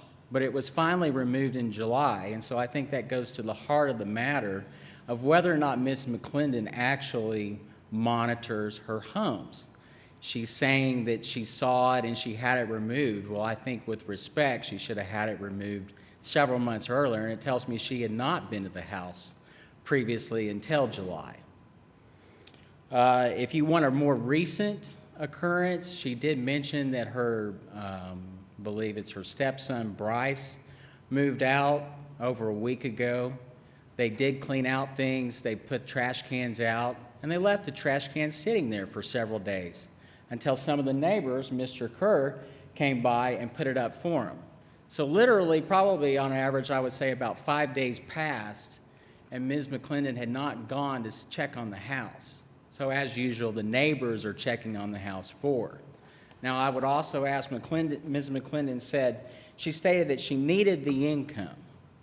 Okay, well, how many houses does Mrs. Mcclendon actually rent? So I'd like the board to ask that question of her if she gets back up here. I think it's an interesting response, her saying that she needs the income. I would like to know if she just has one rental or if there are multiple. I'm probably not going to ask her that because it's not an element that we need to find. Yeah. So. Well, okay. So I think it actually goes to the heart of the matter, because if she has more than one rental, how come her daughter can't stay at the other rental? Why does it have to be this specific place? Okay. Okay. Let's see. Just generally, there are general concerns about an Airbnb being operated as a business inside our neighborhood. Belle Isle has a long history of being a strong, safe community where everyone knows each other and can raise a family, rather than raise a profit and have a business next door. The true function of a neighborhood is to promote community rather than promote businesses. For those that live directly next door and across the street, we won't personally know those individuals staying in her Airbnb. It'll be a constant flow of strangers. I think one other important thing to note is this house is very close to Belle Isle Middle School. If you will look in your diagram, the middle school has a back access point where it empties out into the neighborhood that is very close to this potential Airbnb. Yeah, and so I saw that in your letter, and I went and looked at this location, and it wasn't clear to me what exactly was going on. So if you Okay, could so, clarify that. so we get daily a lot of congestion and traffic due to the middle school. Parents coming and going, dropping off their children. So now the concern is, okay, now you're gonna add the comings and goings of people inside this house, and I'd like to know, as Ms. Mcclendon, how many people is she asking in her application for to stay in the share on average? Yeah, I've got, as stated in the application, 8 guests, and the board can 8 limit. guests? Yeah, the board can limit that, Okay, however. well, I would highly recommend it be limited to something smaller. Okay. I would. And also, you know, I know she states a lot about she's going to install noise monitoring, but I think all the neighbors have concerns about if this house is really truly for her family members, or if it will just be a constant flow of renting to other people, which could cause noise. I have some concerns that it might be turned into a party house, especially if she's asking for 8 people. I have concerns about the parking, where would all go. So basically, I would say this, or I would ask the board. I would like to know if you've ever granted a home sharing exception in Belle Isle, or if this is the first one. We've got a map here that shows all of the pending applications. Looks like there's one somewhat close to this location, maybe 2 blocks away, maybe a block away. Do you happen to know the address, sir? I don't. I'm sure city staff could find it because they create these for us. And then there are some up May a little bit to the north of 63rd. It looks like there are 3. So, but you know, each application stands on its own, and this being so close to the school definitely drew my attention. So. Correct. I mean, really, once again, my concern is this would probably be one of the first applications in this neighborhood, and I would prefer that it not open the door to multiple. This is a neighborhood, and one thing that kind of concerns me today is I've heard a lot of applications being approved by this board inside neighborhoods. And so I would just, I would hope that the board also remembers the neighbors inside each of these neighborhoods that are going to have to deal with this. Okay. So before I leave, though, if for some reason this is passed and you allow Mrs. Mcclendon to have an exception, I would respectfully ask the exception to only last for 6 months. I think this board seems like today it's been on average 2 years granting the exception. I think basically we probably should test this out and do a shorter term of 6 months, just to allow the case to be reviewed again and quickly. No parties or events. Another limitation, minimum of 3-night stay. Maximum of 4 overnight guests. Quiet hours from 8 p.m. to 8 a.m. No loud music, no weapons. And as far as the parking, I think, once again, it's been brought up as an issue today. Parking is a huge concern. I mean, if we're going to grant this, then parking only in the driveway or on the street, only in front of Ms. Mcclendon's house should be allowed, and not in front of the other neighboring houses. So. I did note that city staff put that map up for your purpose here, and anyone else that wants to see it. So what am I looking at? So we're on application 12.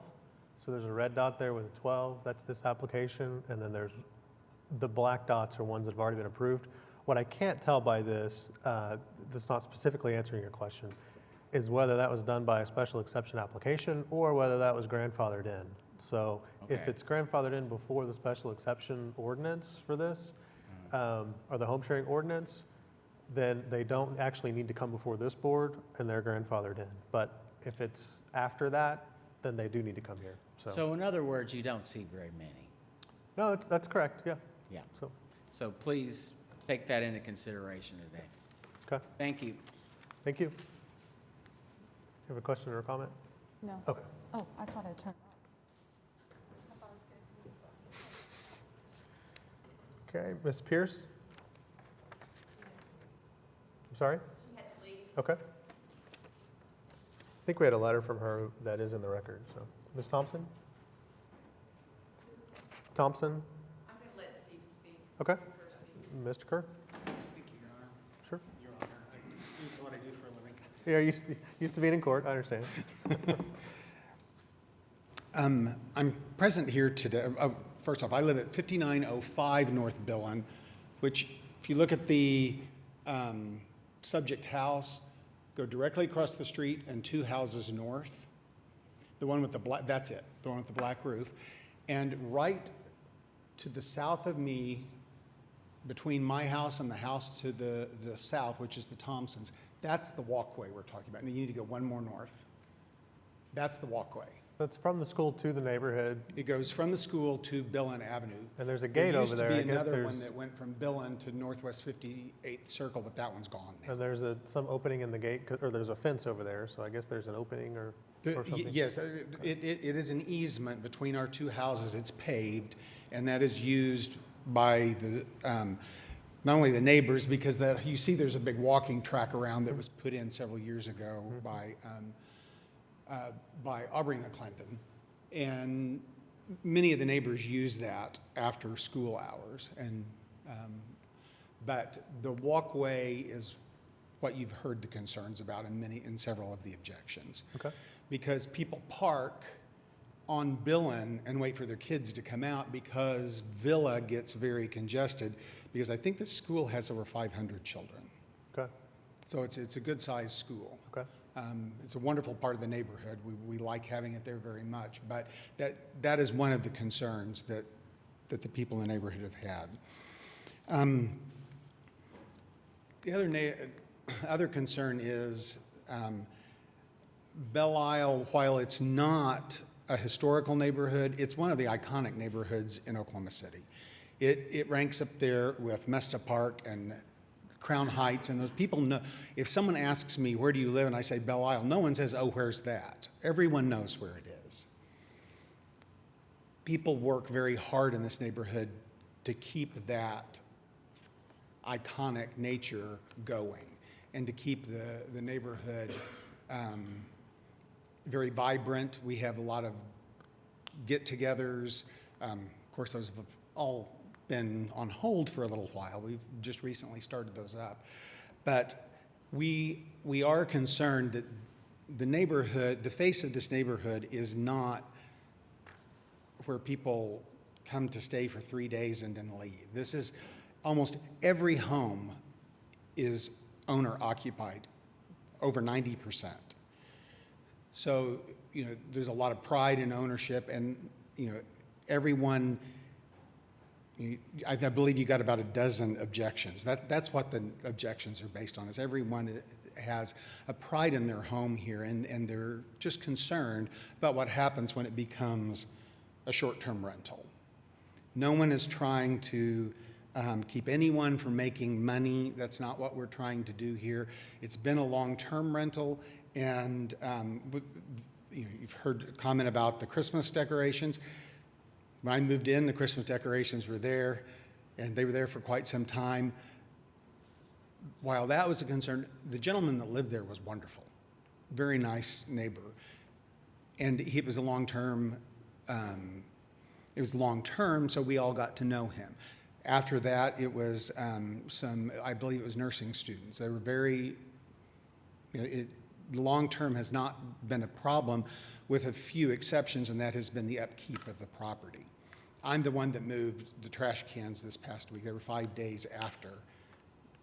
And while we don't have a homeowners association that's mandatory that says you have to take them and put them up, that's just what you ought to do in a neighborhood. And we're concerned that those sorts of things are only going to get worse when it's not someone who's living there permanently.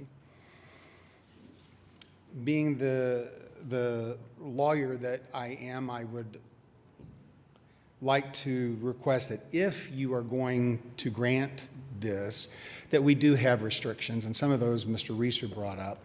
One of them would be that it be a minimum of a 3-night rental, because that can help with the party house instance.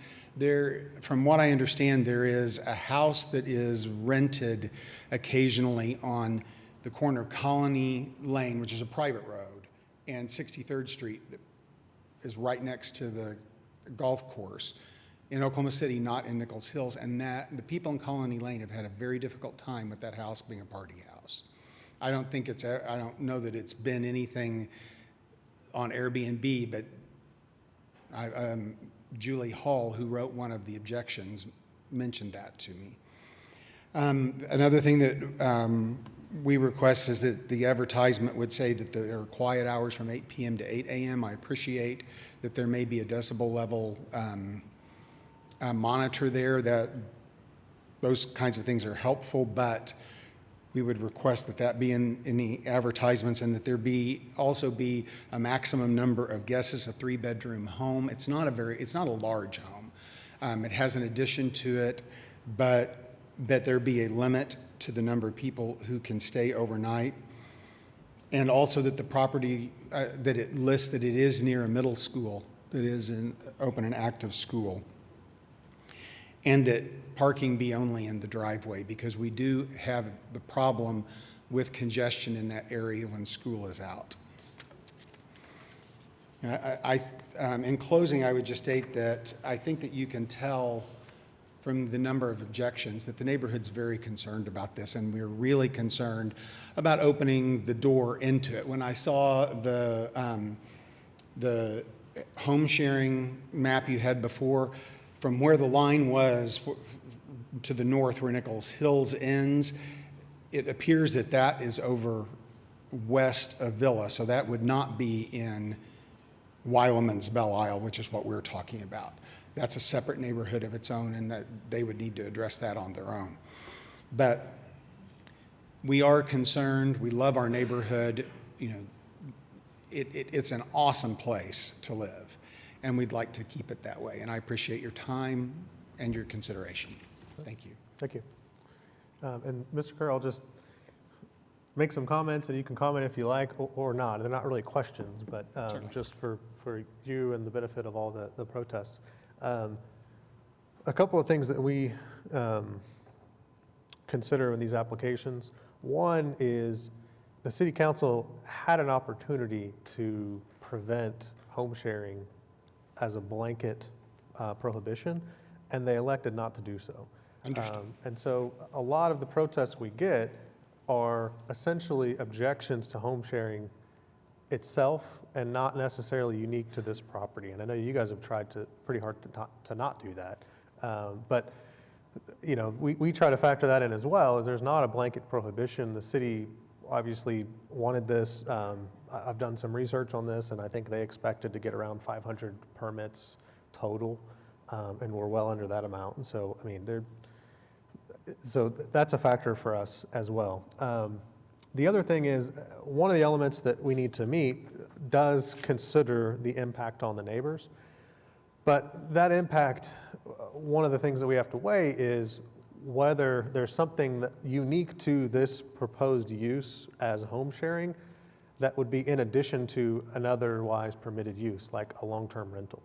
So she could rent it out to, I think this is a 3-bedroom, so yeah, she could rent out all 3 bedrooms and have 4, 5, 6 people living there with 3 cars, 4 cars. And so we have to kind of weigh, what would this normal use be if it were permitted as a long-term rental? And is there something unique to home sharing that makes that in excess that we need to hit the brakes and either impose some restrictions or deny the application? So those are just my general comments based on the protests that I've heard. You can feel free to comment on those if you like. You don't really have to, but if you'd like to.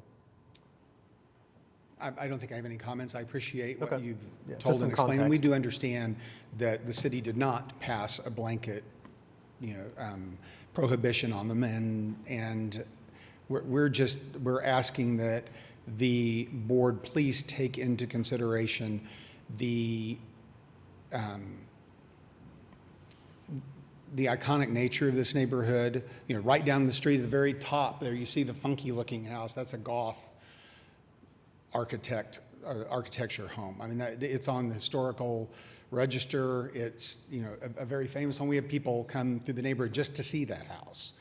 So it's, And part of that is a struggle that we have because in a certain sense, we want to show off that great part of our city to other people coming in from out of town. We want to show off Mesta Park. We want to show off the plaza to other people and show everyone how great our city is, and not relegate everyone to a hotel on Northwest Expressway or downtown. So it's just a struggle, and I'm not making a judgment one way or the other. I'm just showing you kind of the issues that we struggle with on the board. Well, and we understand that, this is a relatively new phenomenon, and everyone is struggling with it.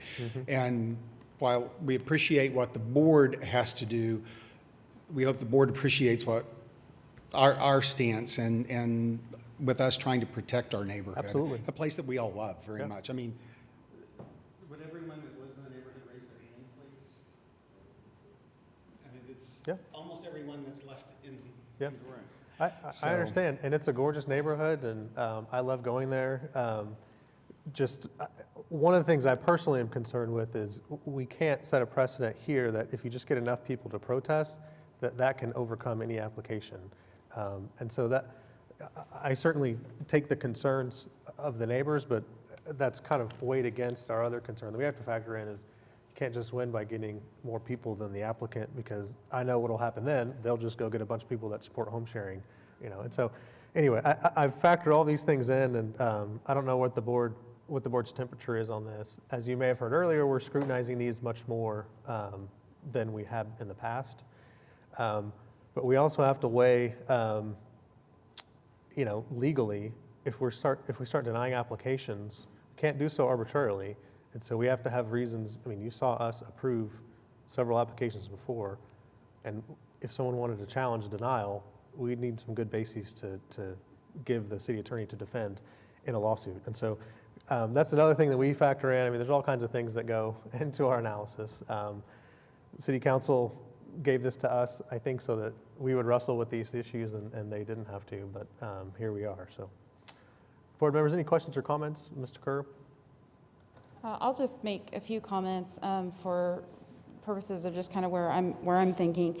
I've read all of the protest, considered what everyone that has spoken has said, and it seems to me that some of these things that have been brought up and concerns may be addressed by having a shorter term rental. If the issue is decorations or trash cans or this or that, she's not watching the property enough. It seems to me that if you're having a short-term rental business situation, you're going to be checking that property more. So that may actually alleviate some of those things that have historically been concerns. The fact that there aren't any Airbnbs here actually weighs, in my opinion, in my judgment, in favor of granting the application. We are watching the map. We get reports about this before every meeting. We study that to see. We don't want any one neighborhood. I think somebody in their objection said, well, move your Airbnb to the Plaza District or downtown. From the map, you can tell that those areas are already becoming heavily congested. Those are neighborhoods. There's people that live in those neighborhoods too, and they don't want to be exclusively short-term rental properties. And that's partly what we're here to guard against. So the fact that there's one Airbnb in Belle Isle is actually, in my opinion, and for my consideration, in favor of granting it, because there aren't that many there. And I'll just say that, I had a couple of comments and notes written down, but Chairman has already addressed those as far as, this is an iconic neighborhood. I love the area as well, but it's not a historical neighborhood. It's not designated as such that there would be different rules, even concerning the special exception process. As far as... That's not to demean the neighborhood at all. No, She's just saying that if this were technically in a historic area, you would also have to get a variance. She would also have to get a variance. So and live that's there. That's what she means. Live there. I mean, and that's what I'm saying. There's just different, there are different criteria. We're working with the facts as they are. And, again, I think Chairman mentioned this, which was one of my considerations, the congestion and extra traffic. I mean, if you have a family living there that has 2 teenage kids, you're talking, 3 or 4 cars at least. That traffic is going to be there, whether it's long-term, short-term, and in the interim, if she's not renting it on a short-term basis, you've got no traffic versus somebody living there full-time. So none of my comments are to say that I don't appreciate the concerns of the neighbors, and I like to see people coming out to support your position and all of that, but I think Chairman did a good job of explaining the considerations that we're analyzing as well in all of these applications, and trying not to make arbitrary decisions, given that our city council has allowed this in our city. So those are just some of my initial comments. I hope I didn't speak over you, Mr. Carr. I appreciate your comments very much, but one of the concerns that we have, one can lead to 2, to 4, to 8. Then when is too much? When do they, and this neighborhood doesn't have any of these. And we're concerned because, if it turns out that, maybe this makes a lot of money. I don't know. So to me, money isn't the issue here. It's our neighborhood. And, if one leads to 2, leads to 4, leads to 8, then you start to lose the cohesiveness of the neighborhood. And that's what we're trying to do. And I know, and I perfectly understand. I used to be a city attorney. I worked with Ms. Talley. And I get where you all are coming from with that. But what we're talking about is protecting the face of those things, like you said, that you want to show off, that you want people to see these things. Well, we're trying to protect the face of those things, just like people in some of the other, no, we're not designated a historical neighborhood. We've only recently become eligible to do that. But it's kind of hard to argue that the storybook homes in Belle Isle are any less special and iconic than some of the Victorian and arts and crafts homes are in Heritage Hills. Yeah, and that wasn't my intent at all. And I'm glad you pointed that out, because that's not, the comment that I was making was simply that there's different rules for the special exception process and considerations that we have to consider depending on the designation of the neighborhood. It's not because one is better or nicer than the other. That's the criteria that we have to consider. If it were historic, we'd have to meet different criteria. That's all that meant.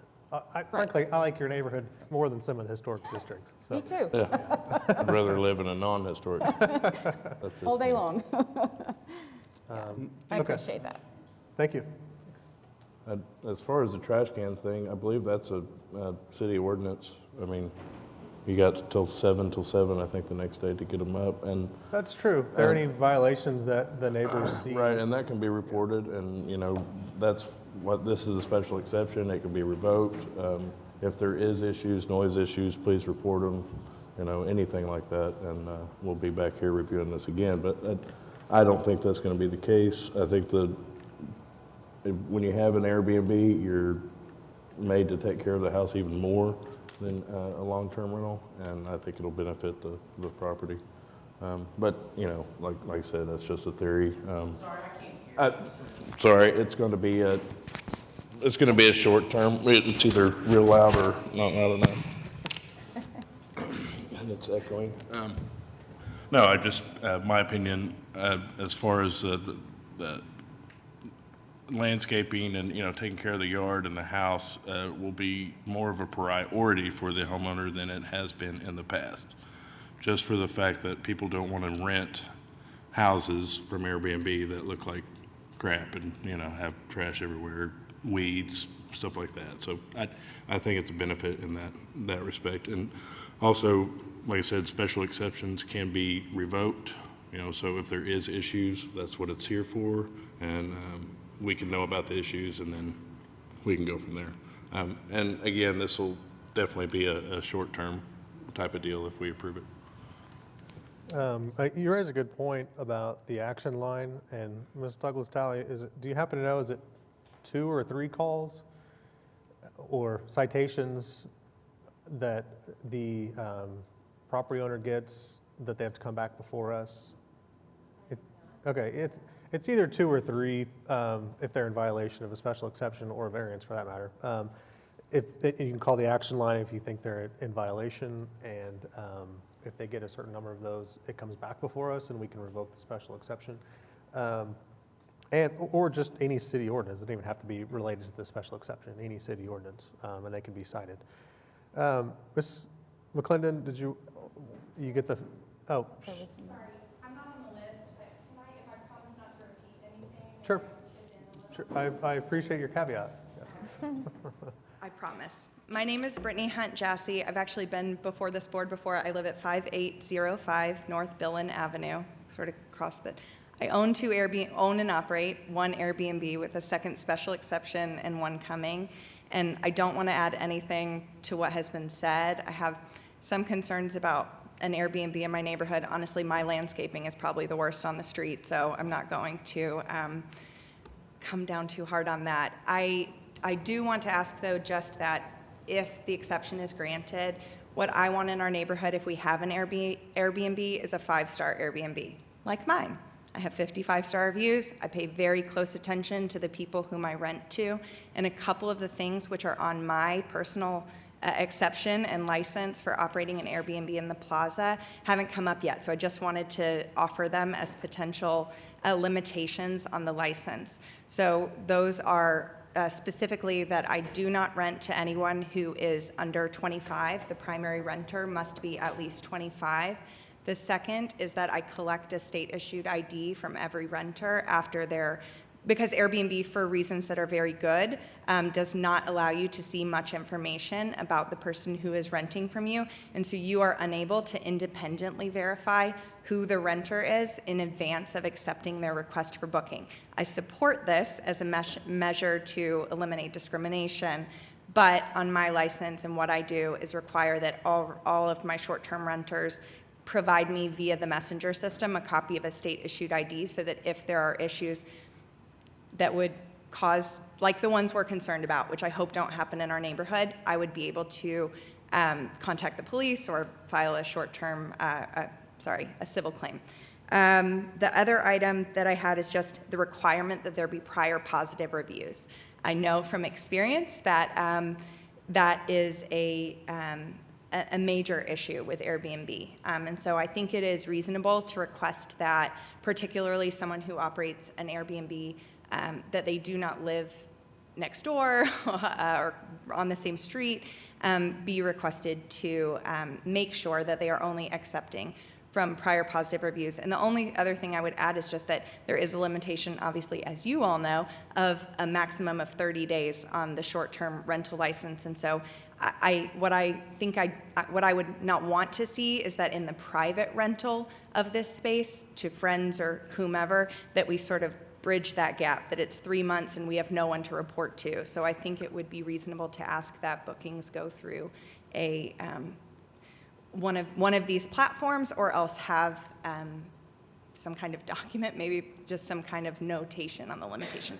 That's it. I'm going to head down unless you have any questions for me. I don't know, well, a couple of questions. On the state issue ID, you mentioned that Airbnb doesn't allow you to do that on the front end, but I guess what you're saying is after booking, you require them to send you a copy of their ID? That's correct. It's in my house rules. Airbnb does require it. In fact, they even recommend it in parts of their information for would-be renters as a measure to, because while, as you mentioned, they don't do a background check, there's sort of this implication in their marketing that they actually do provide certain protections for who is renting from you. But the truth is that there are countless stories in the Facebook groups that I'm in of people who successfully created an Airbnb account with a fictional cartoon name and were obviously never required to provide to Airbnb even a minimum level of a photo identification. I say state ID. I don't think it has to be that. I don't want to discriminate against anyone who may not be able to obtain an ID, but certainly I want to verify in some way who's going to be in my house so that I can resolve any issues that occur. That is all. Okay. Thank you. Thank you. Should have asked board members, do you have any other questions of her before? Okay. And then Ms. Mcclendon. Thank you. I just want to reiterate that I read every protest that was submitted. I got an additional one, I believe, because this was delayed, and I have tried my best to address their concerns. I know the landscaping was one. Again, I think I've already covered that. I know the school is in close proximity. I would just say to that on Independence, what it used to be the Marriott Hotel is immediately adjacent to a school. So, I mean, people are going to be close to schools, and there's going to be traffic. I know some of there was conflicting things on parking. I am happy to restrict parking to the driveway and the garage for any guest. I am happy to restrict it to, I believe she suggested no renters under 25. I'm happy to add that as well. I think that's a great idea to collect a state-issued ID, and I am happy to add that into my house rules.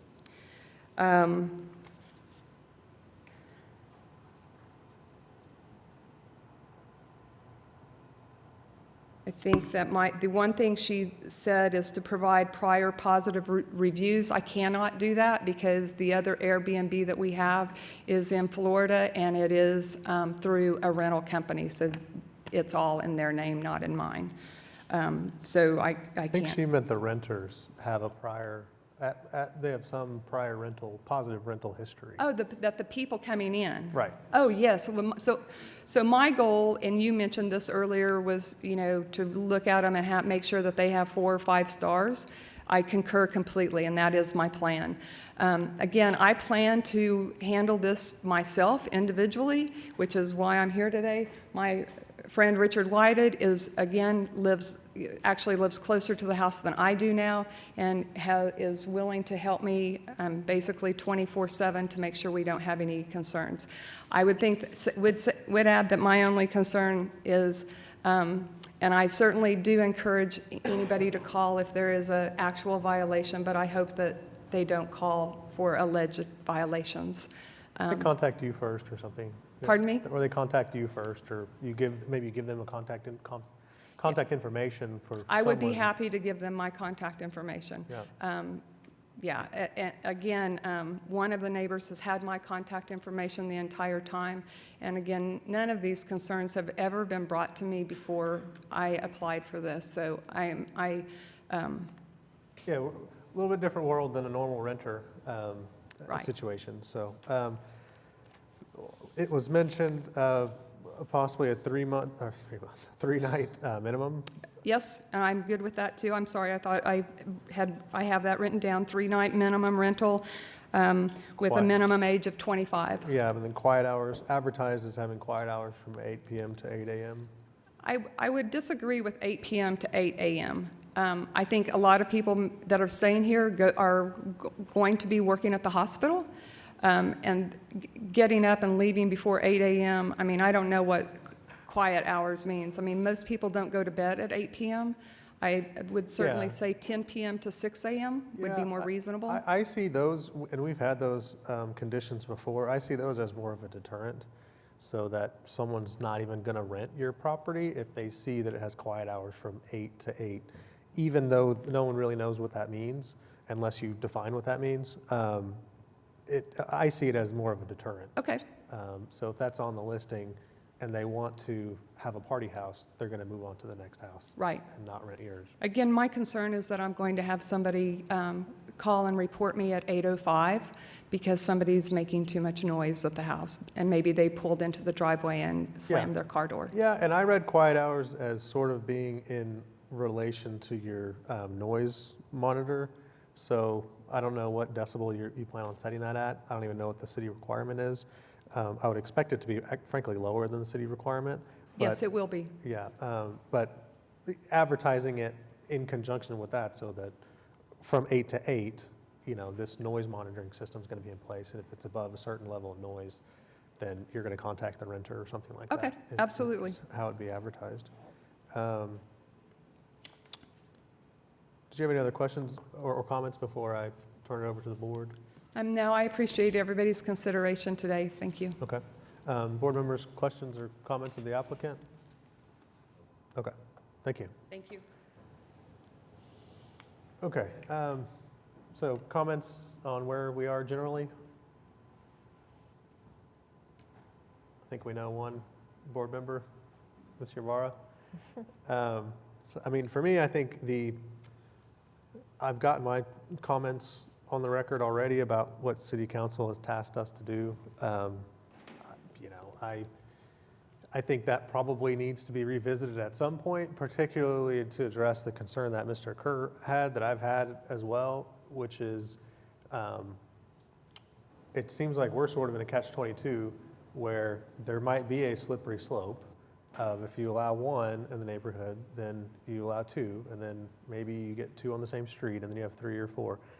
And at some point, you lose the character of the neighborhood. But I don't know how to analyze that against also allowing that first one and not just denying it from the very first application, because that to me would seem arbitrary if we say your application's denied because we don't want anyone else in the neighborhood to get one. That seems pretty arbitrary and contrary to what the city council tasked us to do, at least currently, unless that changes.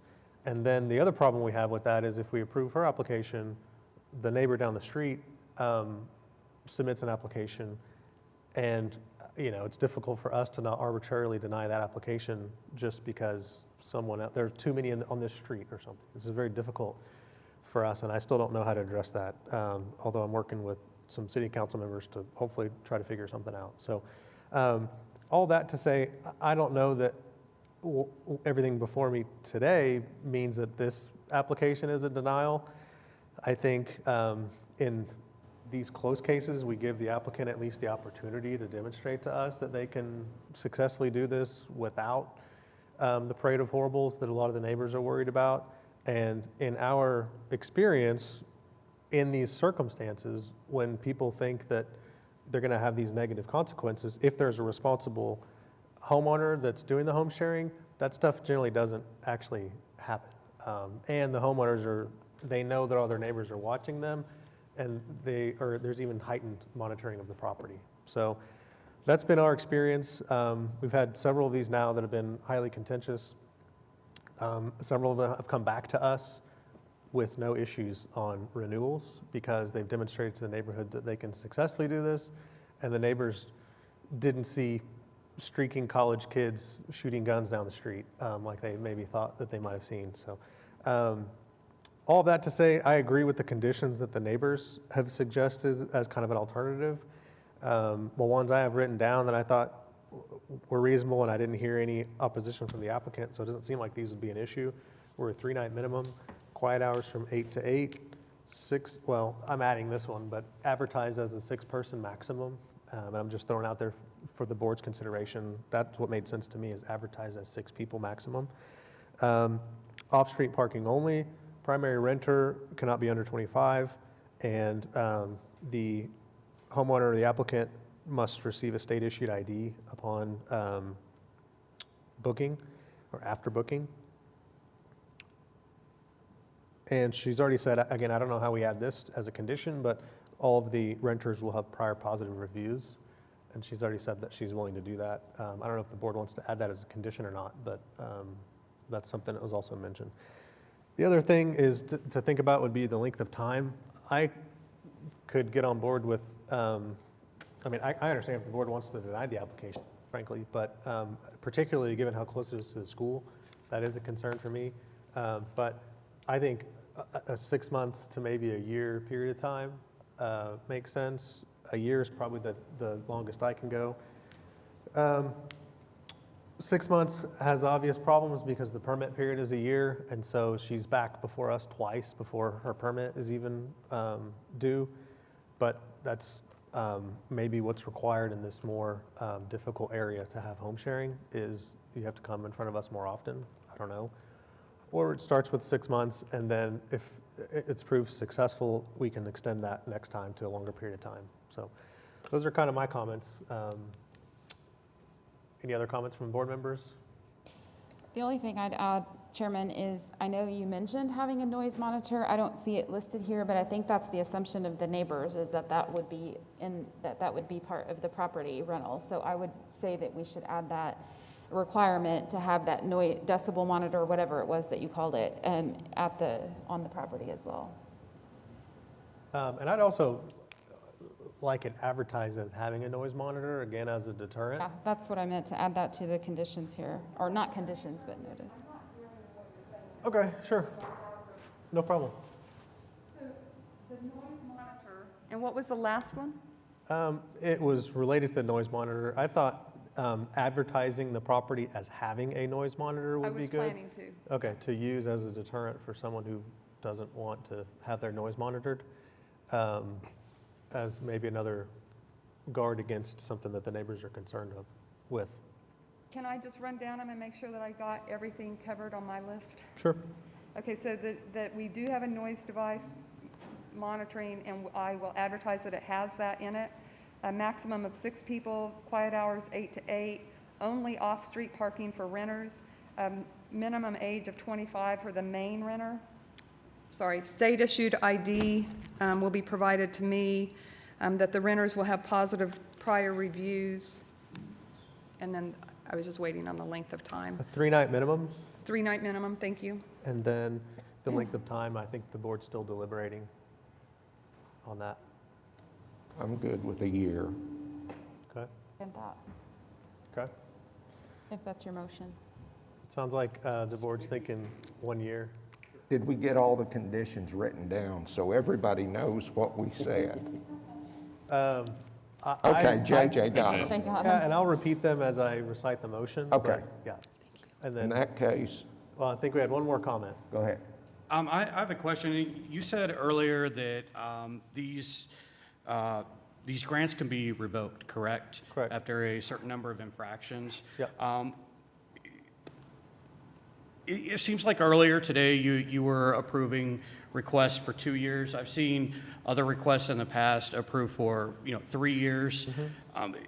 Being that it can be revoked, could we potentially go beyond 1 year just to save from having to come back here? Yeah, I understand, and I won't take offense at you not wanting to come back in a year instead of 2 years, or 3 years. But at least what I'm comfortable with, and again, the board might disagree, but in these more questionable cases, we definitely do shorter periods of time. I think all the historic areas have been a year. A lot of them in the plaza and the Paseo have been a year or 2 years, kind of shorter term, just so we can monitor those. And then as the person comes back, if there have been no issues, then we talk about a longer period of time. Okay. But the other thing I think about with these is City Council did reduce the application fee on these. So a normal special except, well, I shouldn't say, a normal variance request is $1,200, and I think these are $300. And so they reduced the fee, which makes me a little bit more comfortable shortening that time period, because it's not that big of an issue to come back here in a year versus 3 years or something. So I do have a follow-up question on Okay. that. If the board was to approve other home sharing in that same neighborhood, if it were to occur, and we had to come back, would that impact the ability to get a renewal, or would it be, I mean, since we have an existing, would that be more likely to work, like if that was to occur? Yeah. Or do we have to worry about basically having the rug yanked out from under us? Yeah, I don't know. That's up for each board member. Me personally, I think the folks that got in earlier get the benefit of that over the folks that come in afterward, or the properties that come in afterward, if it's the same property owner. So that's me personally. I don't know how the rest of the board feels about that, but I tend to give a little bit more preference on the people who have older applications and have shown that they can successfully do it. So. All right, perfect. Thank you. Mm-hmm. Okay. Any other questions or comments, board members? Okay. I think Mr. Privet was close to making, or Mr. Voorhees was close to making a motion. Yeah, I'm going to move approval for 1 year, subject to all the conditions that I think we've read twice. Can I read it again? And I think JJ wrote them down accurately. Yeah. Okay. And I'll recite them, and if I miss one, then let me know since Please, it's yeah. your motion. but Okay. I move approval 1 year with Okay. conditions. Okay. Do we have a second? I'll second. Okay, we have a motion and a second to approve the special exception in case 14957 for the reason that it meets statutory conditions for a special exception for a period of 1 year, subject to the following conditions. The property will be advertised as having a 3-night minimum. It'll be advertised as having quiet hours from 8 p.m. to 8 a.m. It'll be equipped with a working noise monitor as demonstrated in the application and in the presentation here today, and it'll be advertised as having a noise monitor. It'll be advertised as limited to 6 people, advertised as having off-street parking only. It'll be advertised, and the primary renter cannot be under the age of 25. The applicant, property owner, must receive a valid form of identification after booking, and the advertisement will state that. All of the renters will have prior positive reviews, and it'll be advertised as such, and it will also include all of the self-imposed conditions stated in the application, so including no smoking, no pets, no parties, etc. Once you're able to, cast your votes. I'll ask first, Mr. Privet, does that accurately reflect your motion? Okay. Once you're able to, cast your votes. And it's approved. Thank you. Thank you.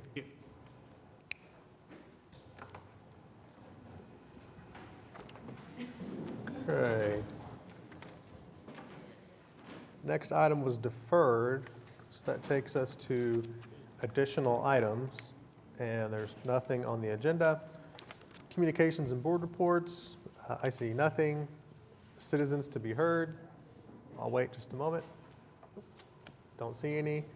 Other business, board members, any other business? Okay, I think Cindy circulated a home sharing application revision, and I know I had some red lines to it. I don't know, Cindy, did that get circulated to the rest of the board? Okay, that's the only other thing, and actually the current application has a lot of the stuff that we've asked to be included already, so I don't think I had a lot of red lines, but be on the lookout for that because we'll revise that and see if you want to add anything to the home sharing application so that we can ask less questions during the meeting. Any other business? Okay, we are adjourned.